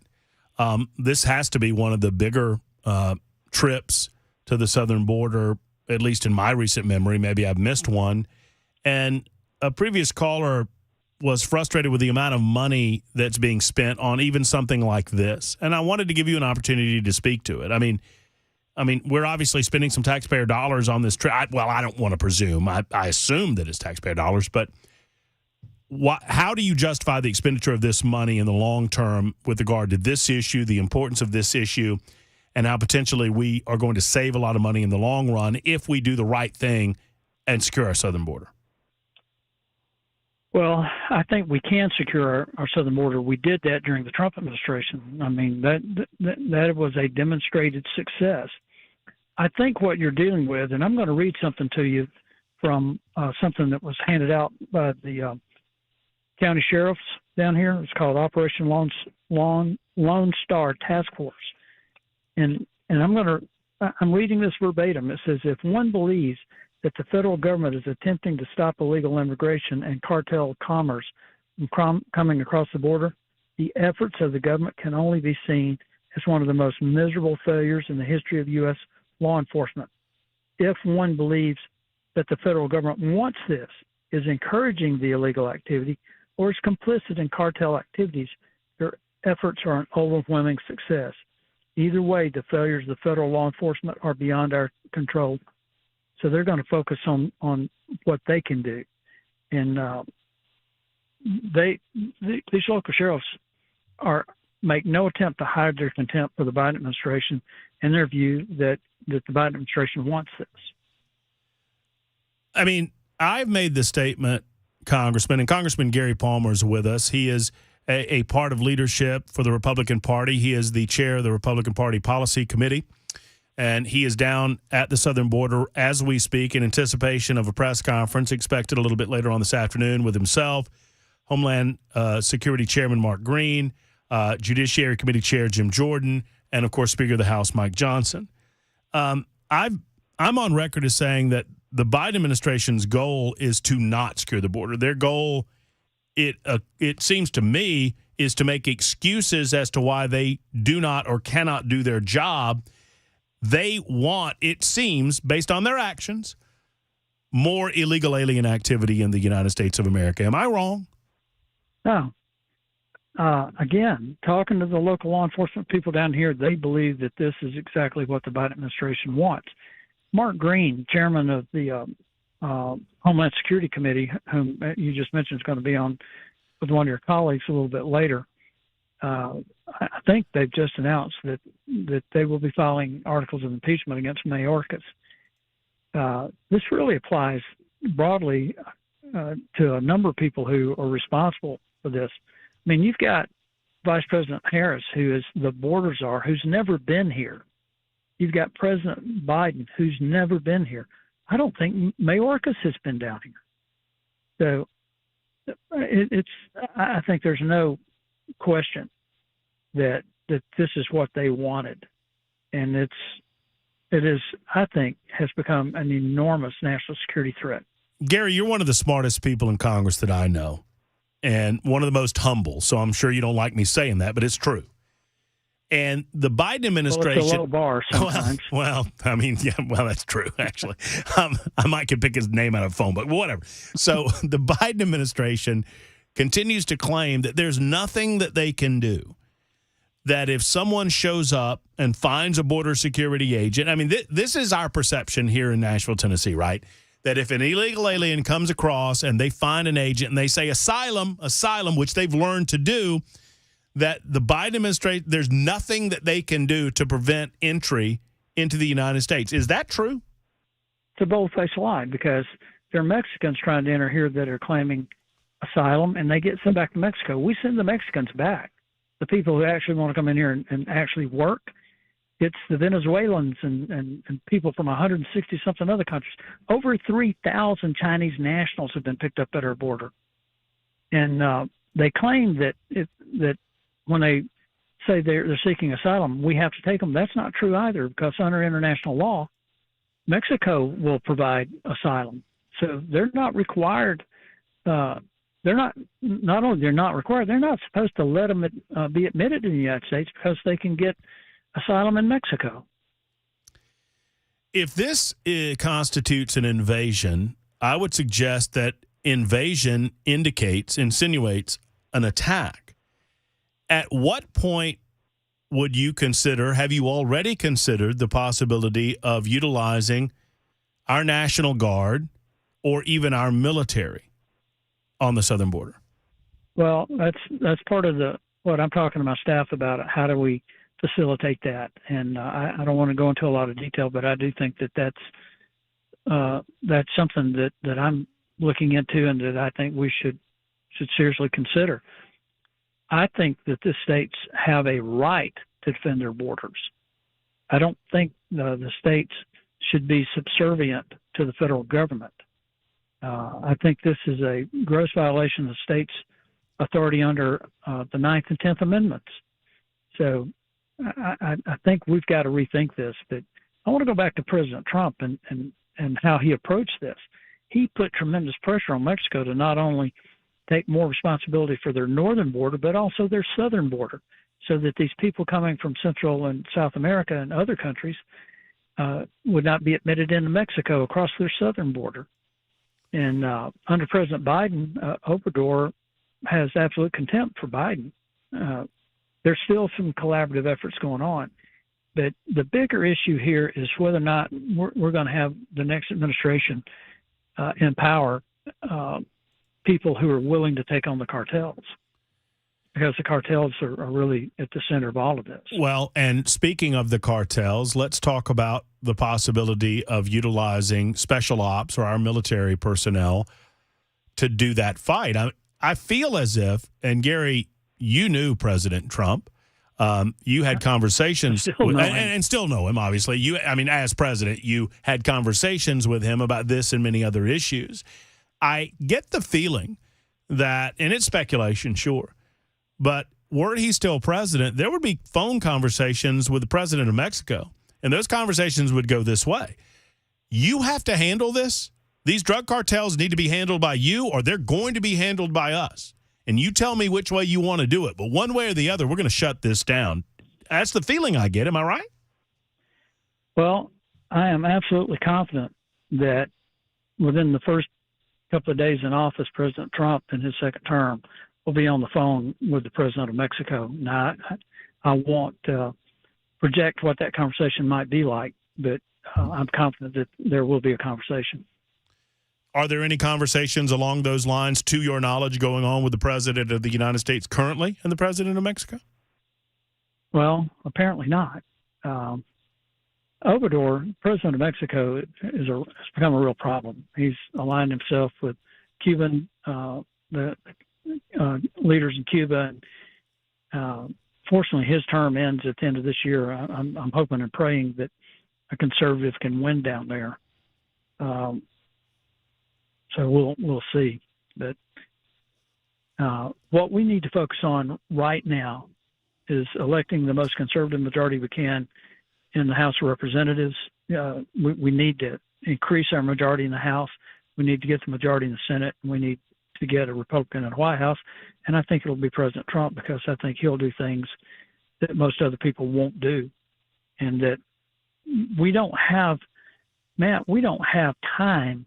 We don't have years to fix this. This has got to be done fairly quickly, and God help us if we have another Democrat or Biden remains in the White House.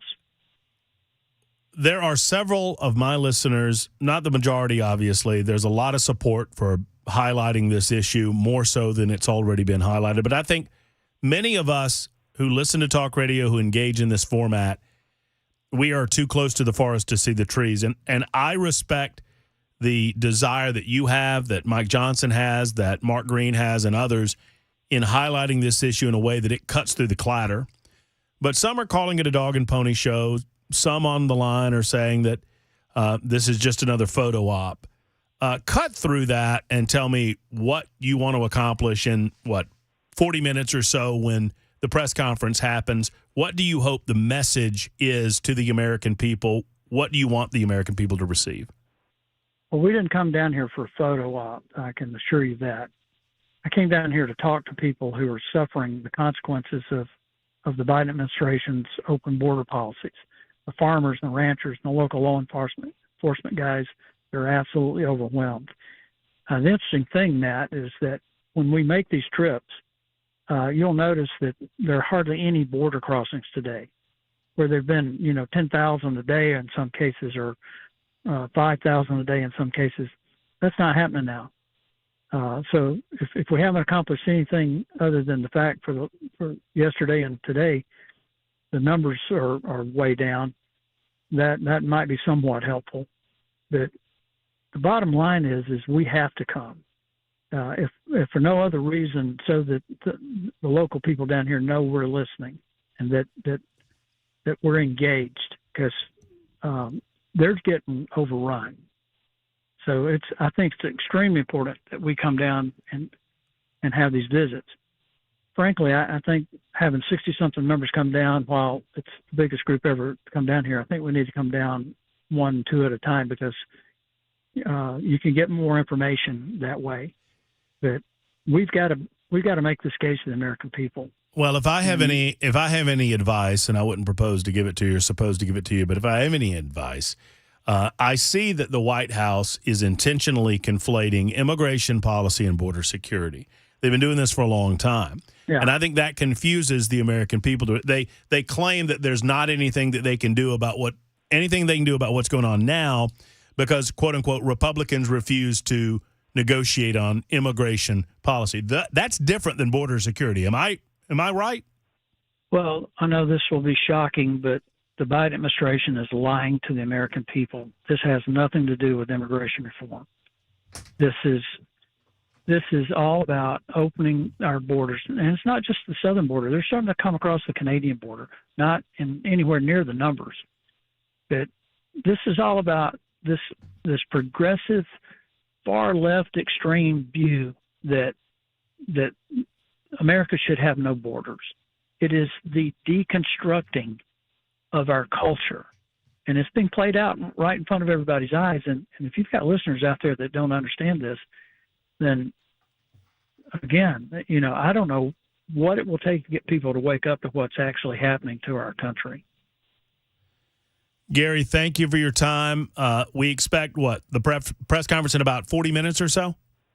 Well, I'm still sitting on the bus. I can see them gathering out there right now. So I think we're going to get a briefing and then in about 40 minutes have the press conference. Well, Congressman, you know how much we appreciate everything you do in D.C., everything you do for the state of Alabama, for the Southeast and America in general.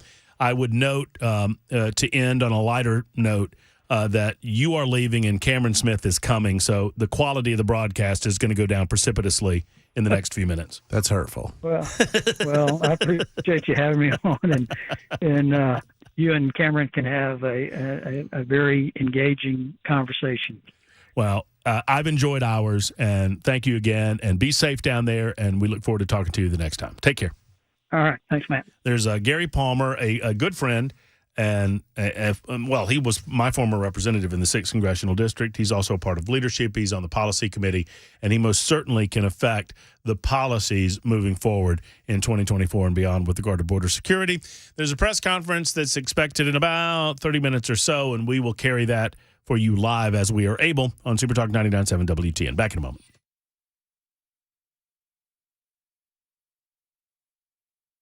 Hey, friends, it's Matt Murphy, and I want to talk to you for a moment about Paul Winkler and everything he's done for me and everything he does for the Nashville community. You know, Paul Winkler thinks constantly about planning for the future. He thinks about planning for retirement. Let me tell you that Paul Winkler and his team, I've worked with planners in the past, and they have planners who are degreed and approach investing from an evidence-based perspective. I did not want to work with investment salespeople, and Paul and his team always hold themselves to the highest standard of fiduciaries and putting your best interest above their own. In fact, because they do, I am required to tell you that I get paid to do these commercials. I get paid to say nice things about Paul. But guess what? I don't get paid to say nice things about Paul at the ballpark, and I do, or at the grocery store, and I do, because I love what Paul does. He has a way of explaining things that just make sense. So I want you to give him a call and enjoy a 15-minute consultation with one of his team members. He has 10 locations to serve you. 615-851-1950. 615-851-1950, or go to paulwinkler.com and get on their schedule. It's paulwinkler.com. Tell him I sent you.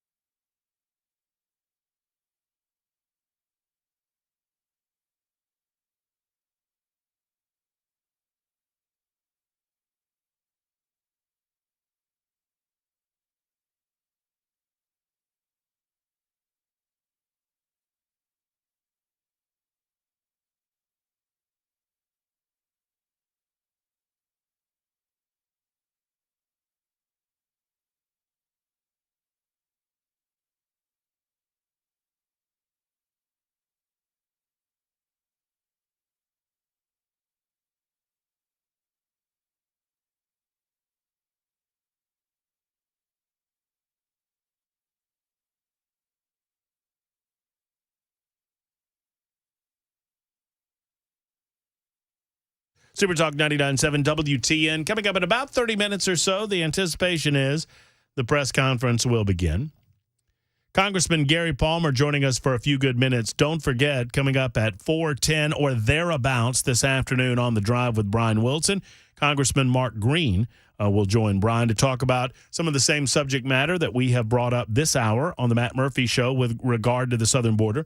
I believe it is the number one American issue, the number one world issue facing the United States of America. I understand there are other important things going on. No more so, in my opinion, than our southern border and the fact that drug cartels are essentially changing border policy before our very eyes, and the Mexican government is complicit in that change, and there is nothing the Biden administration is doing about it. As a matter of fact, they're encouraging it. And Gary Palmer agreed with me.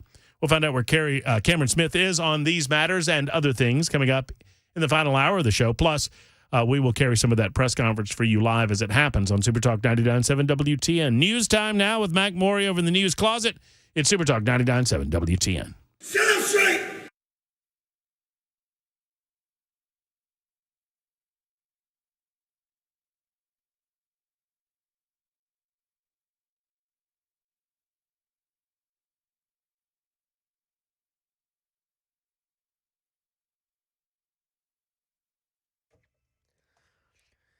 It is 2 o'clock. I'm Mac Morey with your top stories. 42 degrees, cloudy in Nashville. Got a weather forecast coming up in just a couple minutes.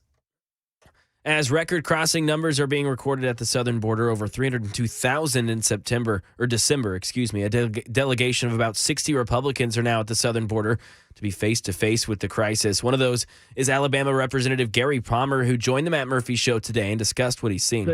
They're estimating that the cartels are earning about $32 million a week just in this sector.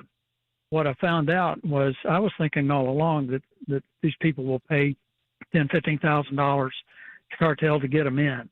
I did not realize that they basically are holding these people as slaves once they get here, and they're requiring them to pay off a debt that takes these people, once they get into the United States, 8 to 13 years to pay off. That's how extensive the cartel networks are throughout the United States. And there's a press conference scheduled for this afternoon coming up in the next 45 minutes where Gary Palmer, Tennessee Representative and Homeland Security Chairman Mark Green, and others will speak on the illegal immigration. Right now in Tennessee, Channel 4 reports that a woman drove through a business in Franklin County this morning, heavily damaging the building. No injuries were reported. No one was inside the store at the time of the crash. The woman was not arrested but was dealt a misdemeanor for having an unregistered vehicle and insurance.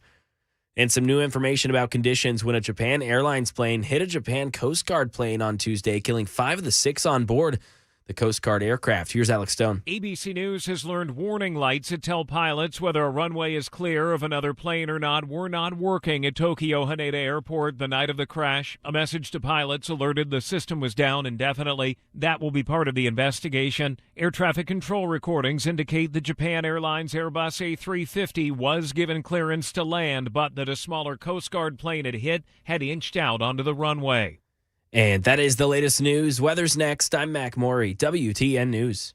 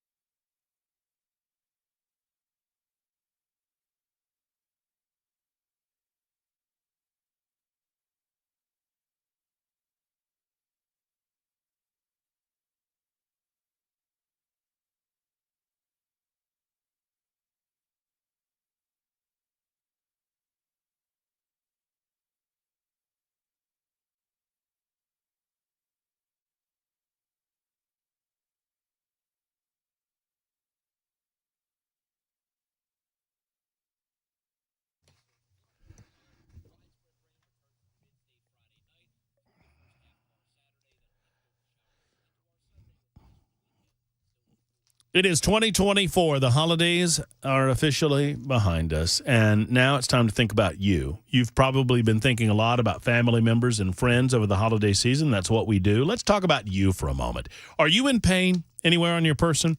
Are you in pain in your knees? Are you in pain at your neck point? Are you in pain anywhere along your back? Are you in pain in your elbows? I mean, if you're in pain, I want to tell you about the Dr. Gill Center for Back, Neck, and Chronic Pain Relief. They're simply the best when it comes to Middle Tennessee pain relief without resorting to surgery. Don't do that.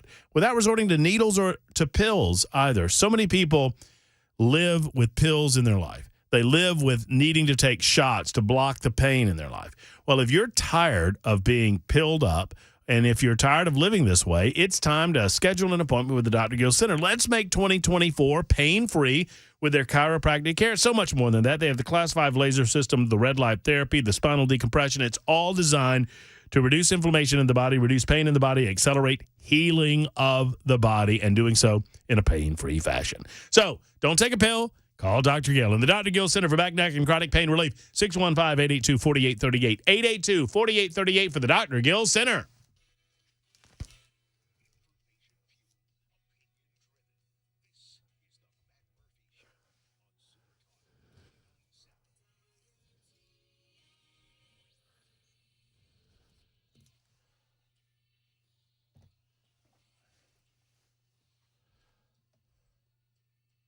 Hello, and welcome back. It's hour number 3 of the Matt Murphy Show, 2:05 to be precise, on Super Talk 99.7 WTN. There's a delegation of about 60 GOP members of the House of Representatives at the border as we speak. We just spoke to one of them, Congressman Gary Palmer, good friend of mine. He's from the state of Alabama. He's in leadership up there in Washington, D.C. He is the Republican Party policy chair. He talked about some of the legislation that he and his office would be drafting with regard to the possibility of military presence on the southern border. Now, that's big news. That's new news. He would not give us details, but said that they are in the process of drafting some of that right now. Why? Because we saw more migrant encounters at the southern border in the month of December than at any point in the history of the United States of America. That December figure beats, wait for it, November. That November beats, wait for it, no, not October, September, then October. So the 4 months that we have seen the greatest number of migrant encounters, these are encounters, mind you, that would be December, November, September, and October, respectively. To give a little more perspective, over 300,000 illegal alien encounters at the southern border in the month of December in 2023. 4 years ago, in 2019, that figure was 43,000. 43,000. So it's not that we haven't dealt with this in this way for a long time, but not in these numbers, not anywhere close. 43,000 to 300,000 plus. That's Joe Biden immigration policy in a nutshell. To join us to talk about these things and more, we welcome back to the show Cameron Smith. I haven't seen him in a long time, but you guys have heard him all holiday long. Yeah, we had fun, man. Hello, Cameron. It was great. Hey, guess what? You're going to think I'm making this up. Did you know, in response to 300,000 people pouring across the border that we encountered, so there's more, Joe Biden decides to open not 1, not 2, not 3, but 4 ports of entry on the southern border. They're doing exactly the opposite of the thing that you would think that they would do if they actually wanted to stop these things. But they're saying the quiet part out loud, right? Can you help me understand? No. Blind dog face pony soldier. Oh, yes, sir. What are you doing? I just want President Biden on so many issues, immigration, Israel, Ukraine, pick your favorite issue to just say, what is your plan? Help me understand what you're doing, because it's just tone deaf to say everyone, Democrats, Republicans are looking at this saying, this is chaos, man. Well, we're doing everything we can, guys. We got to open 4 ports of entry. Just let's make it easier. We're trying our best. We're working till like 4:30 in the afternoon. You know what? We came in on a Saturday. We're doing our best. You know, I don't really want this press conference. I want the Republicans to go tackle people. Like, send the Republican members of Congress just running across the border. They see people, stop them, just tackle them. Well, I mean, you'll have to keep them crying, right? Yep. It is the stated position of the Biden administration that there's nothing that they can do about this. That's their position. it is infuriating. We've survived as a country for 240 some odd years. And you're telling me that just now, illegal alien encounter, and I think Gary Palmer brought up a very important point that I have neglected to mention. If you come to the southern border and you say that you want asylum, you're asked where you're from. If you say Mexico, they send you home because that's not the way that works. So you're telling me that these guys just learned that if you say I'm from, I don't know, Venezuela and I want asylum, that the United States of America's response is, well, okay, I guess we have to let you in. You know, what? This is how I feel about customer service for various utilities. I call them and say, hey, this doesn't make any sense. And they're like, we know. And this to me, my political career started working on the Senate Judiciary Committee out of law school for Jeff Sessions. You know the issue that I principally worked on? Immigration. And Jeff Sessions, he is a very pragmatic individual who was, this doesn't make any sense. Why in the world are we just capturing people and then releasing them into the interior and then not really having great follow-up? Like, the system's broken.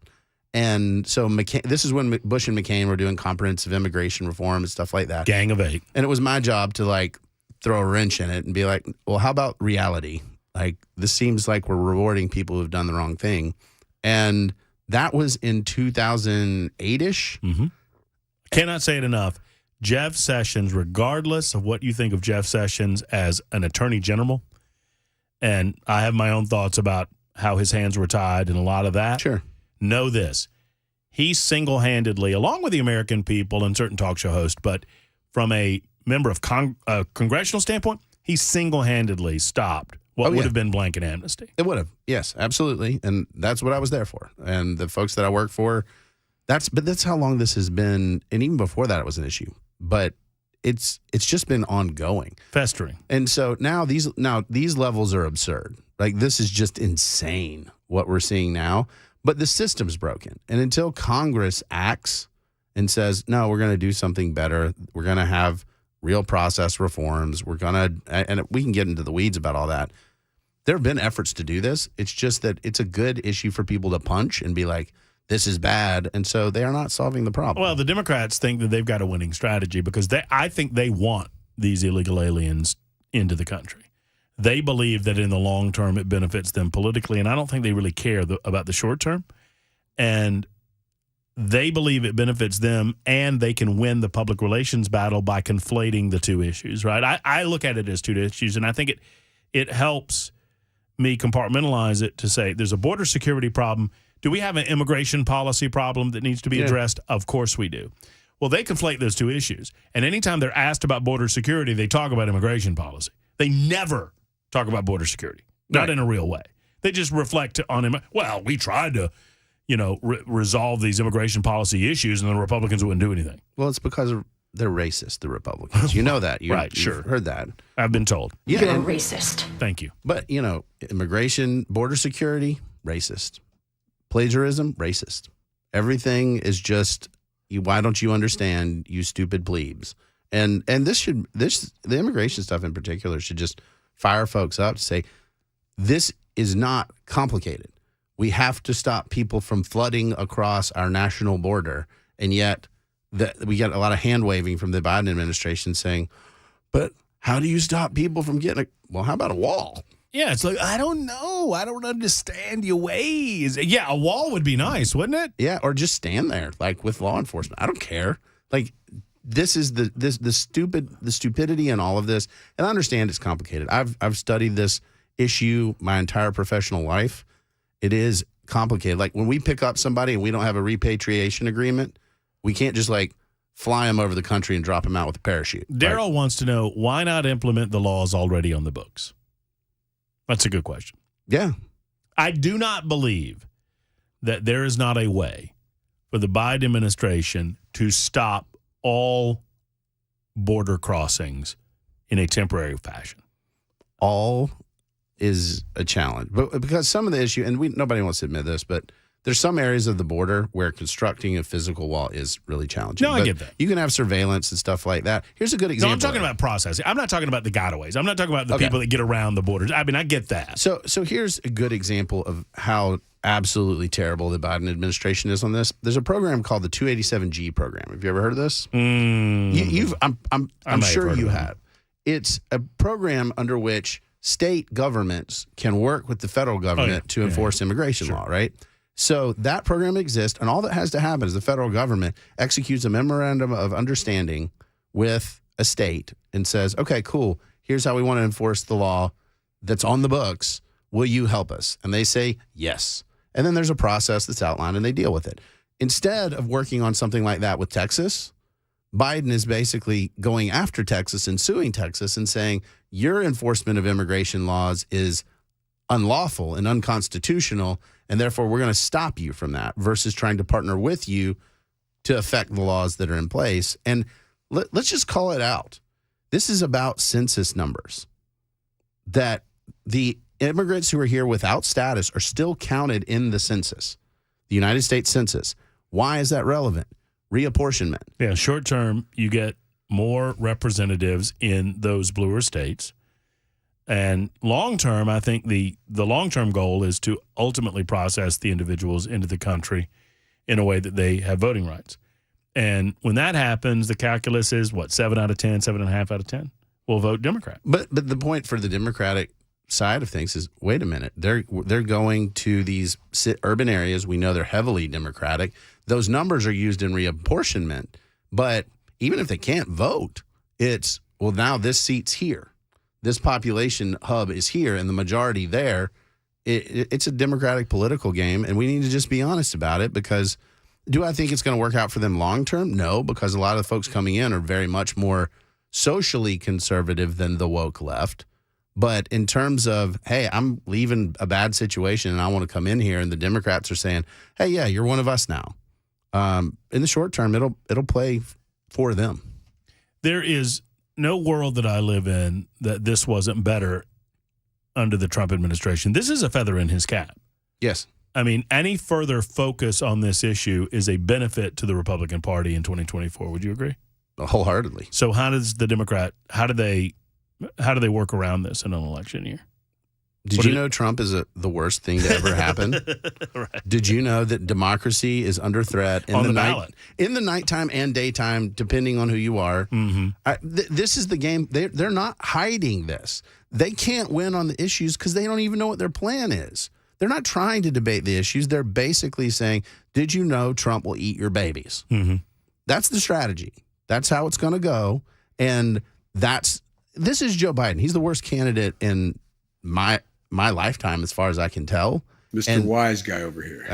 You don't have to be wise. Thanks, Sleepy Joe. You know, you don't have a game plan to win other than firing up people about a Trump return and getting them so spun up that they show up and they say, I hate Trump. They're not going to vote for him. Your friend and mine, Gary Palmer, insinuated, he wouldn't get into the details, but I asked him a question about using National Guard or even our United States military. If we characterize this as an invasion of unprecedented proportions, could we utilize the military or the National Guard? And while present law does not allow for some of that to go on, he said as much, he wouldn't get into details, that he's working on policy that would change that. Would you be in support of that? No.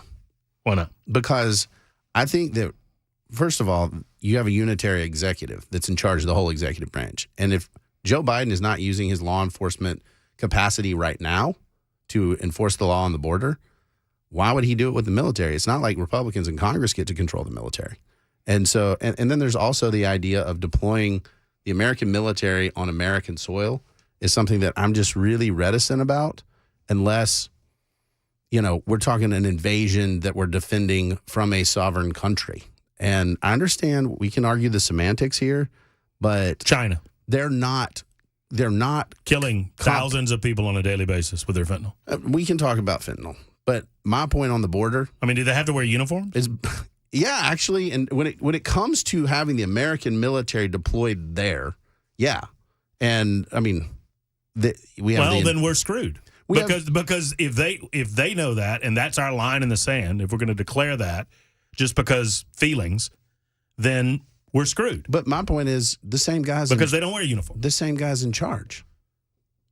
Right, I understand that. You force his hand. How? I don't know. Gary is working that out. Yeah, that's the problem. Is there's not a world in which you can deploy the. I don't think that most people, and I'm not mad at you. I'm just mad at the circumstance. I don't think most people fully understand how screwed we are as a nation if we don't do something about our southern border right now. And I'm right now. And I'm not asking to do anything extracurricular to the Constitution. I'm saying that you have thousands of people that are dying today as a result of what's going on. And it's frustrating. Yeah, and we do. But I also think when we're talking American soldiers deployed for what amounts to a civil thing, or you can argue criminal thing that we're trying to deal with, and they're under the leadership of the guy who won't do it with this team he's already got, you're basically giving him more assets to not do the job. Well, I mean, I understand that you're hamstrung in as much as the commander-in-chief is the commander-in-chief. But take Trump, for example. Here's a good example. Let's say it's not Biden. Let's say it's Trump. Do we still need to deploy the military? Probably not. Considering the lack of resources on the – I mean, what you would want to do – I mean, here's the answer. I mean, I think is that if you have a Congress that refuses to do something and you have a president that wants to do something, then that becomes an option. If you are able to create it in terms of national security crisis. Sure. Right. That could work. But it's more, I mean, if you have a compliant Congress, then why would you need the military if you have a Congress and a president willing to do something? Yeah, and Trump I get your point. He's going to secure the border, and the people knew under the Trump administration, hey, this guy, he's a wild card. I'm not sure how this is going to go. The Democrats were screaming about kids in cages. That has an impact. Now it's sort of, well, soft Joe on immigration. It's just come on over. Nobody's going to stop you. And that's the message. It's clear. Well, I hate it for the country, but as it pertains to 2024, I think any highlight of this issue, we had some callers earlier that were frustrated with the expenditure of money. You know, it's a photo op. You're going down there for a photo op, 60 representatives on the taxpayer dime for a photo op. I understand that level of frustration. That is way down on my priority list because we have to cut through not those that listen to us. We have to get to those that don't, that aren't paying as much attention, that would believe that Donald Trump is the worst thing since anything, that aren't seeing the true impacts about illegal immigration. I agree with you. Above and beyond the people that just want to come to pick lettuce or to do construction work. That's not what this is about. This is about bad guys. Yeah. Well, I mean, the fact we know that. Like, the number is big, and it's easy to talk about. But the fact that we have, as you correctly pointed out, Chinese nationals, Iranians, Russians. These are people who don't like us in areas of the world where we're engaged, and they don't like that engagement. So they're just coming for work, comrade. Right, to pick tomatoes. Okay, cool, buddy. Okie dokie. Thanks. Yeah, that makes a lot of sense. You came from way over there to do that way over here. It's 2:22. Cameron Smith, Matt Murphy, Super Talk 99.7 WTN. We will cover that for you live as it happens a little bit later on this hour on Super Talk 99.7 WTN. Stand by.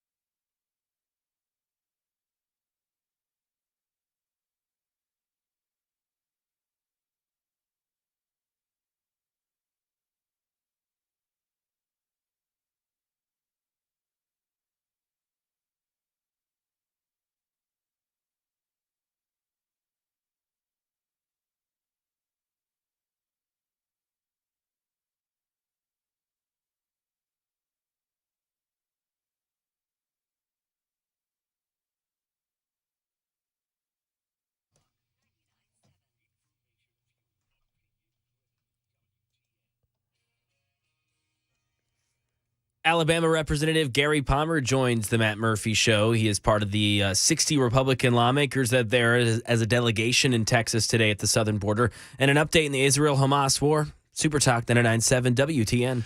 It is 2:26. Thank you much, Mac Morey. We will have more on the southern border issue coming up in mere moments as the anticipation of a press conference builds on the southern border. Mike Johnson, the Speaker of the House, is down there amongst many others, including Congressman Mark Green, who will be on the drive this afternoon with Brian Wilson. That should be around 4:10, 4:15 or so. Speaking of Mark Green, he has received a fair amount of negative attention over the last 24, 48 hours with regard to his financial investments. Mm-hmm. I think he's number 2. There was Unusual Whales is a website that tracks congressional stock trading. And this is a group that organized as a result of seeing just unusual activity that these congresspeople who, are like us, that they don't have any particular specialty knowledge in market trading, they get to the halls of Congress and some of them do astronomically better than they did before. And so one wonders, wait a minute, how did that happen? Now, I posted the Unusual Whales piece that they released about 2023 stock trading, in which Mark Green ranked number 2 and was like 123% above the stock market average for the year in terms of returns. That's a lot of money. It is. That's a lot of good stock trading. And I just in a blanket way said, wow, just congrats to all of you folks out there that are doing so well. And you're also congresspeople.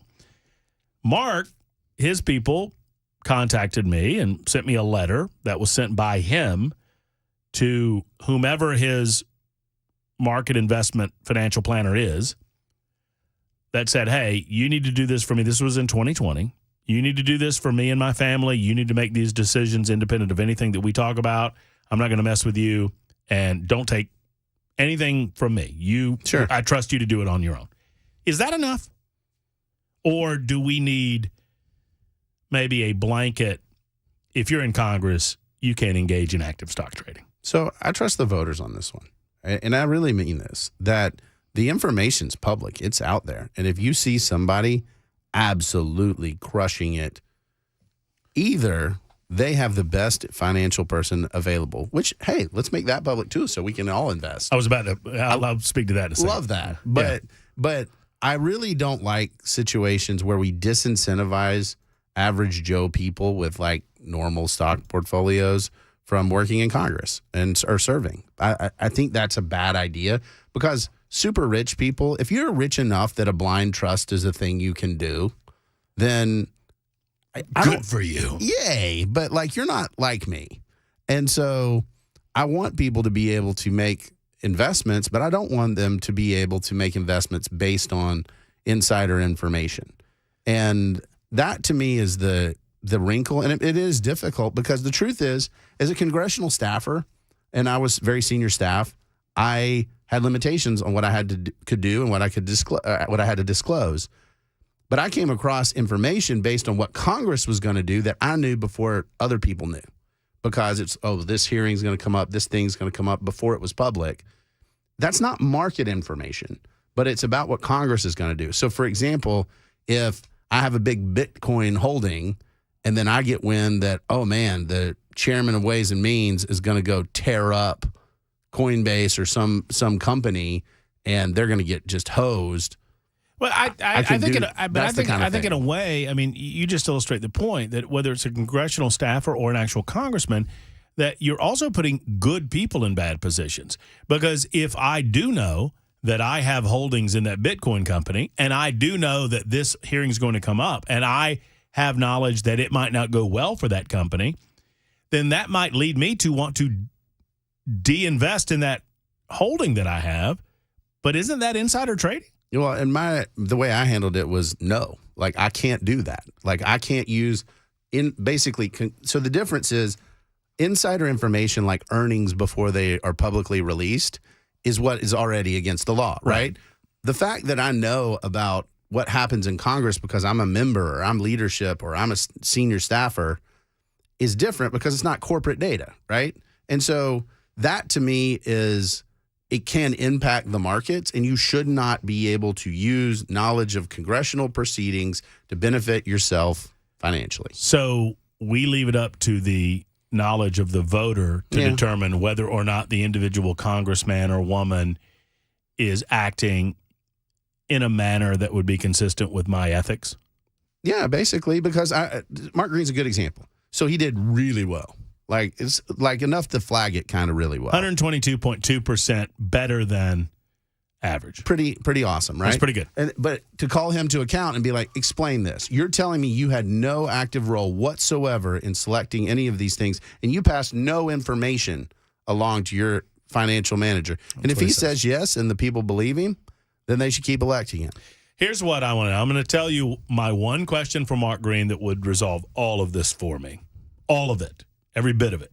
And I'll tell you what that is in just a moment. It's 2:32 on Super Talk 99.7 WTN.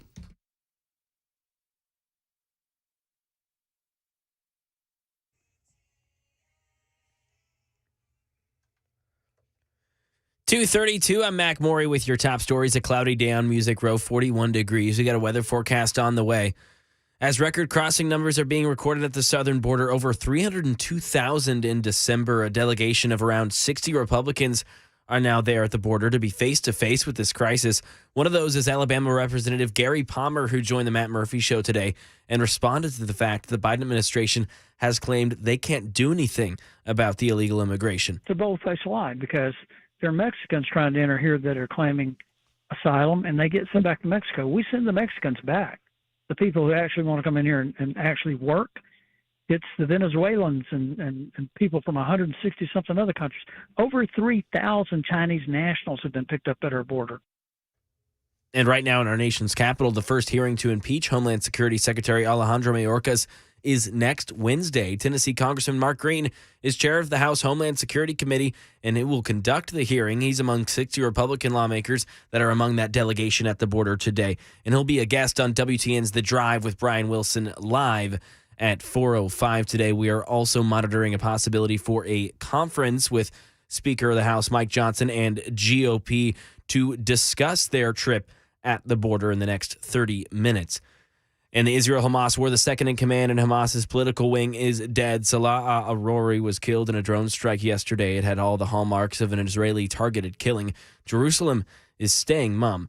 And in L.A., police searching for a 13-year-old girl who they said went missing while on vacation in the city. Alex Stone. Valentina Morales Magana is 13 years old and was last seen on Tuesday afternoon near LAX. She's on vacation with her family from Mexico. Police say she got into an argument with her mother about wearing makeup. She left but doesn't have a phone and has no relatives here in L.A. Her parents have no idea where she is, and now police are on the hunt for the teen. And that is the latest news. Weather's next. I'm Mac Morey, WTN News.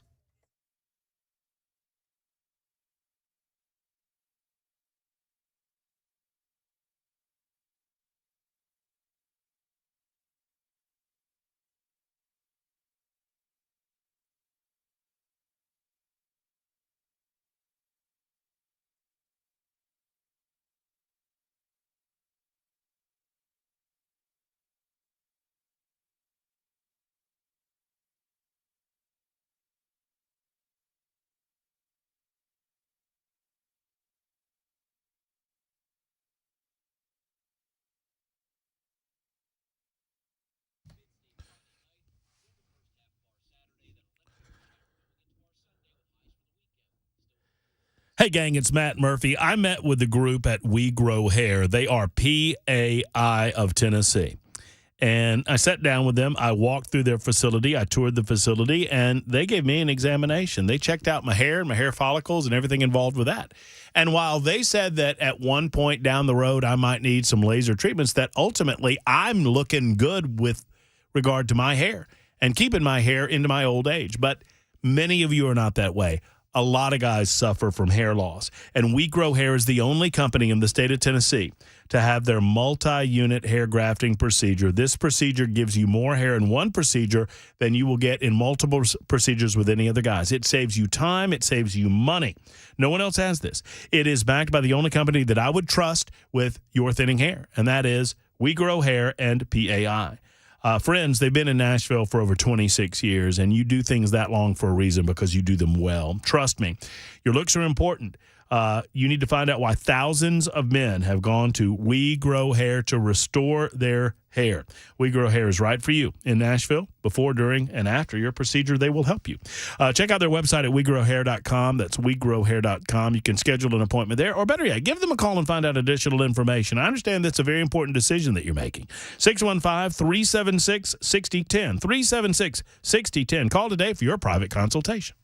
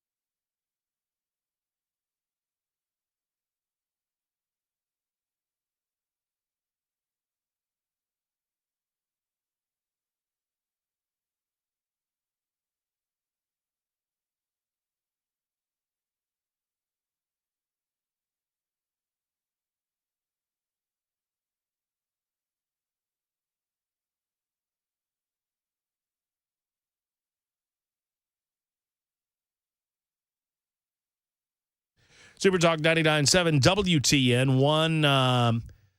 Let's see, we've got 2:39 on Super Talk, 21 or so minutes until we hand over to The Drive with Brian Wilson. Cameron Smith is with us this afternoon, discussing the possibility of this press conference that is upcoming on the southern border. We'll go to that ASAP. Also talking about the reality that there's information that walks the halls of Congress that we are not privy to.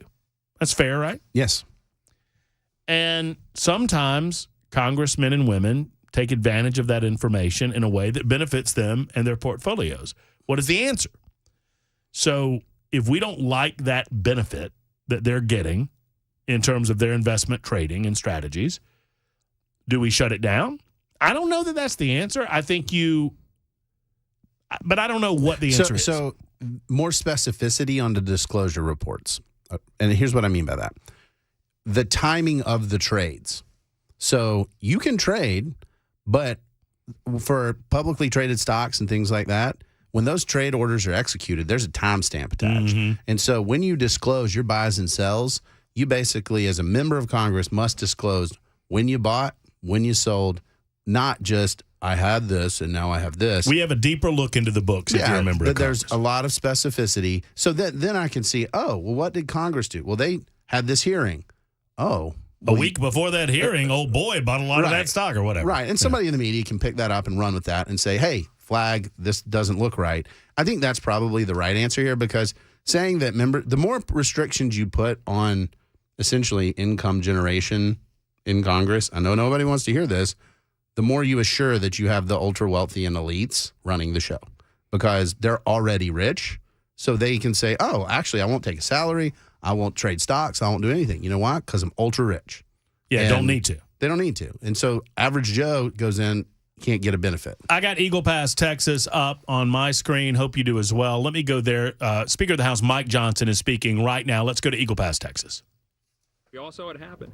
Remember, it was on his very first day in office that President Biden stopped construction of the southern border wall, and he ended the Remain in Mexico policy. It was estimated on our tour just a moment ago that if the Biden administration would reinstate just the Remain in Mexico policy, it could stem the flow by probably 70% or more. But he refuses to do it. And since the time that President Biden took office, the administration has done next to nothing to protect the border. But we've all seen with our own eyes, they have opened the border wide to the entire world. It's estimated that nearly 170 countries have people coming in and flowing across this border. And some of these are from nations that have high numbers of concentration. And these are not people who are fleeing and looking for asylum, that are in fear for their lives in their home countries. We have hardened criminals coming across that border. They're the ones being released from prisons from some of these countries and sent here to come into the U.S. Rather than incentivizing people to come, the president needs to deter people from entering the country. Rather than discussing amnesty with Mexico, as top Biden administration officials did within the last couple of weeks, this administration should reinstate the Remain in Mexico policy, as was said. Rather than expanding parole authority to an unprecedented scale, the president should obviously end catch and release and stop the abuse of our parole and asylum systems. The president can and should act now. This doesn't require legislation. It requires leadership. And despite the White House's claim, he has all the authority he needs right now under existing federal law to stop this madness. But the message his policies have sent is the opposite of that. It's quite clear. Under President Biden, America has laid out a welcome mat to illegal immigrants, smugglers, and cartels. He is responsible for the grave threat to our national security and our nation's sovereignty that these policies have created. But instead of taking responsibility and providing leadership, this administration has done nothing but attack elected officials who are trying to fix this catastrophe. The people standing behind you have worked hard. We passed our legislation more than 7 months ago. You have red and blue states all across this country that are being forced to step up because the federal government has failed to do its job. Right here in Texas, Governor Abbott has heroically done more to enforce the law than the president has. And how has this administration responded? They have sued the state of Texas to stop their deterrence efforts. They have brought them to court to strike down their ability to put up buoys in the water and razor wire and the rest. It's absolute insanity. The House has done its job. As I mentioned, we delivered common sense legislation that will secure our border. But it's been sitting on Chuck Schumer's desk for 7 months. House Resolution 2 was our bill, and the time to act on it is yesterday. It certainly needs to happen. With each passing day, each record broken, this administration's dereliction of duty becomes more and more dangerous and more infuriating, and we are here to say that it must stop. What we saw today only made House Republicans more resolved to stand for sanity and the American people, and we will do it. If President Biden wants a supplemental spending bill focused on national security, it better begin by defending America's national security. You're listening to Speaker of the House Mike Johnson in Eagle Pass, Texas, on Super Talk 99.7 WTN. We'll give you some more insight on what we saw today and what we anticipate. And I'll lead off next with the chairman of our Homeland Security Committee, Mark Green. Here comes Mark Green of Tennessee. Up to the microphone. I want to thank the speaker for putting this codel together. Really appreciate it. Thank you for all coming. It's important to bring. Okay, we're going to continue to. Well, I mean, apparently our partners are going to just interrupt. Can we get? I bet you I can get to something here. Come on, give me the. Get me somewhere. There we go. No, they're not there. We were relying on our TV partners, and they failed us. That was on us. Find out if you can find someplace on online. There surely is a location online. I'm looking right now as well that we can go to carry this live. Let me find the speaker. Pardon me while I try to produce in real time. Mark Green speaking before the podium right now. Do you have it in there? All right, pull it up from the, not you, Bell. I'm talking beyond you. Pull it up in the newsroom, if you can.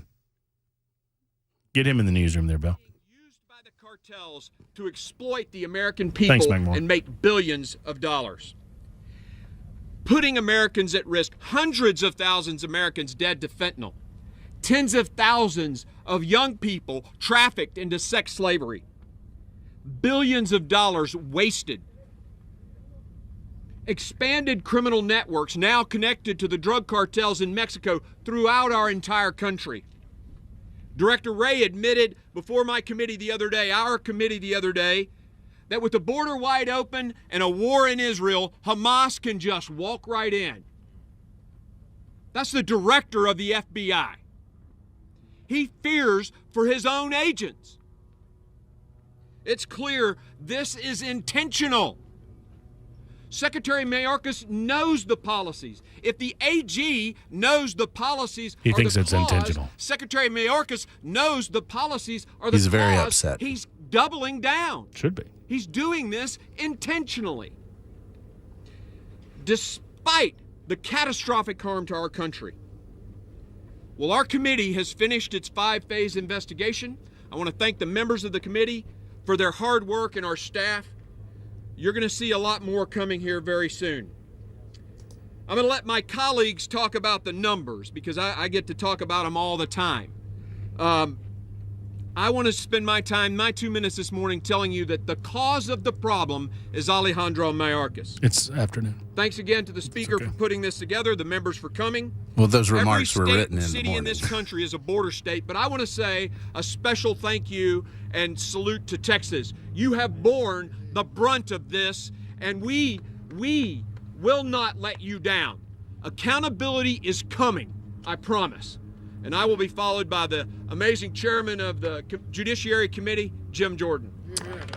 All right, I'm not going to follow Jim Jordan. Just wanted to give you a sense of Congressman Mark Green as chairman of the Homeland Security Committee in the halls of the House of Representatives in Congress, a sense of his frustration, and obviously he's upset about this. You will hear more from Congressman Green this afternoon on The Drive with Brian Wilson in just over an hour. Brian will have a more robust ability to question him on what exactly the Republicans can do in Congress this year. It is an election year, and the Biden administration is steadfast that none of this is unusual. Karine Jean-Pierre, just moments before this press conference began, was standing at the podium in Washington, D.C. in the press room, and she had this to say. A couple weeks ago, you had said what we're seeing at the border isn't unusual, but in the month of December, there were more than 302,000 migrant encounters, the highest total for a single month ever recorded. So does the administration concede that what we're seeing now is unusual? What I said was, to be exact, is that what we're seeing at the U.S. is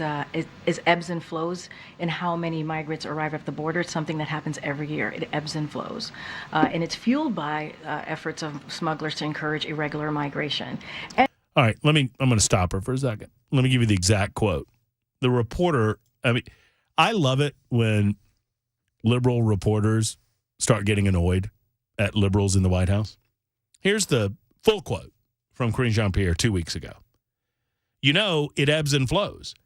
And we're at a time of the year where we're seeing more at the border, and it's not unusual.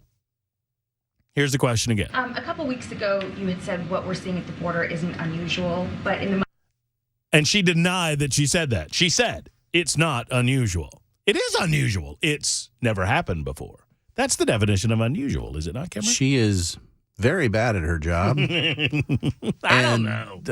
And we saw. I understand. This is one of the hardest jobs in the world, is to justify and put a spin on everything. But good grief, come on! Now. Like this, there's got to be a better way. We're just flowing. It's just flow. We're not ebbing. There's no ebb. And by the way, I'm going to go on. I have a break to take, and we'll speak to Brian Wilson here in a moment. We'll put a cap on our portion of the day on the Matt Murphy Show, and we'll hand off to the drive. But I just want to say how annoyed I am at Fox News right now. Because we were look, they're back. Have you not seen? They went to Mike Johnson, skipped our man Mark Green, the chairman of the Homeland Security Committee, and then went right back to Jim Jordan. They clearly hate Mark. Apparently they do. Well, I love listening to members of Congress talk about things personally. Well, they're there. They're not in Washington. They're there. They're talking about things in a different place. So as they are there. More serious. Eagle Pass. Mm-hmm. Where, I mean, most I like people, my plan of them tackling the people crossing the border. I would be good. I would see. Be good. If I saw Mark Green bolt and rush after a couple of, mules coming across the border and just jumping on their backs. Oh, yeah. Hey, he had to handle Saddam Hussein. He could probably do it. I think Mark would be the guy to go to. Okay. He had to go to anybody. We've got to go to a break. It's 2:51, almost 2:52. Super Talk 99.7 WTN. We'll check in with Brian Wilson next. I know he's got Congressman Green coming up on the drive. We'll find out what else you can anticipate this afternoon right after this.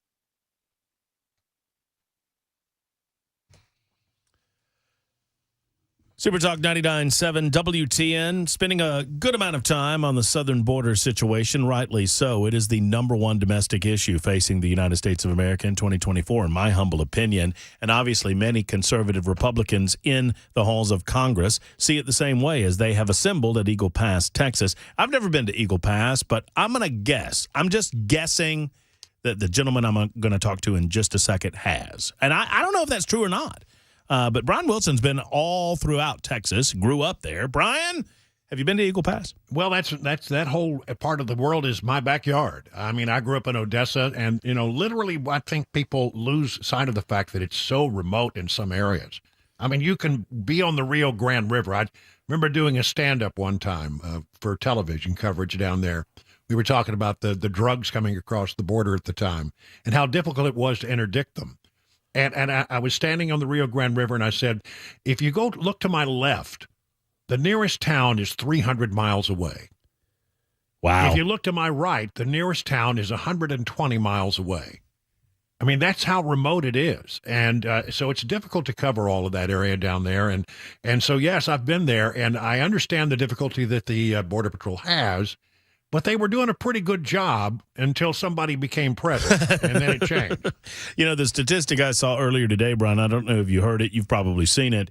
December of 2023, over 300,000 encounters with illegal aliens. 302,000, right. And in 1999, that figure was like 43,000.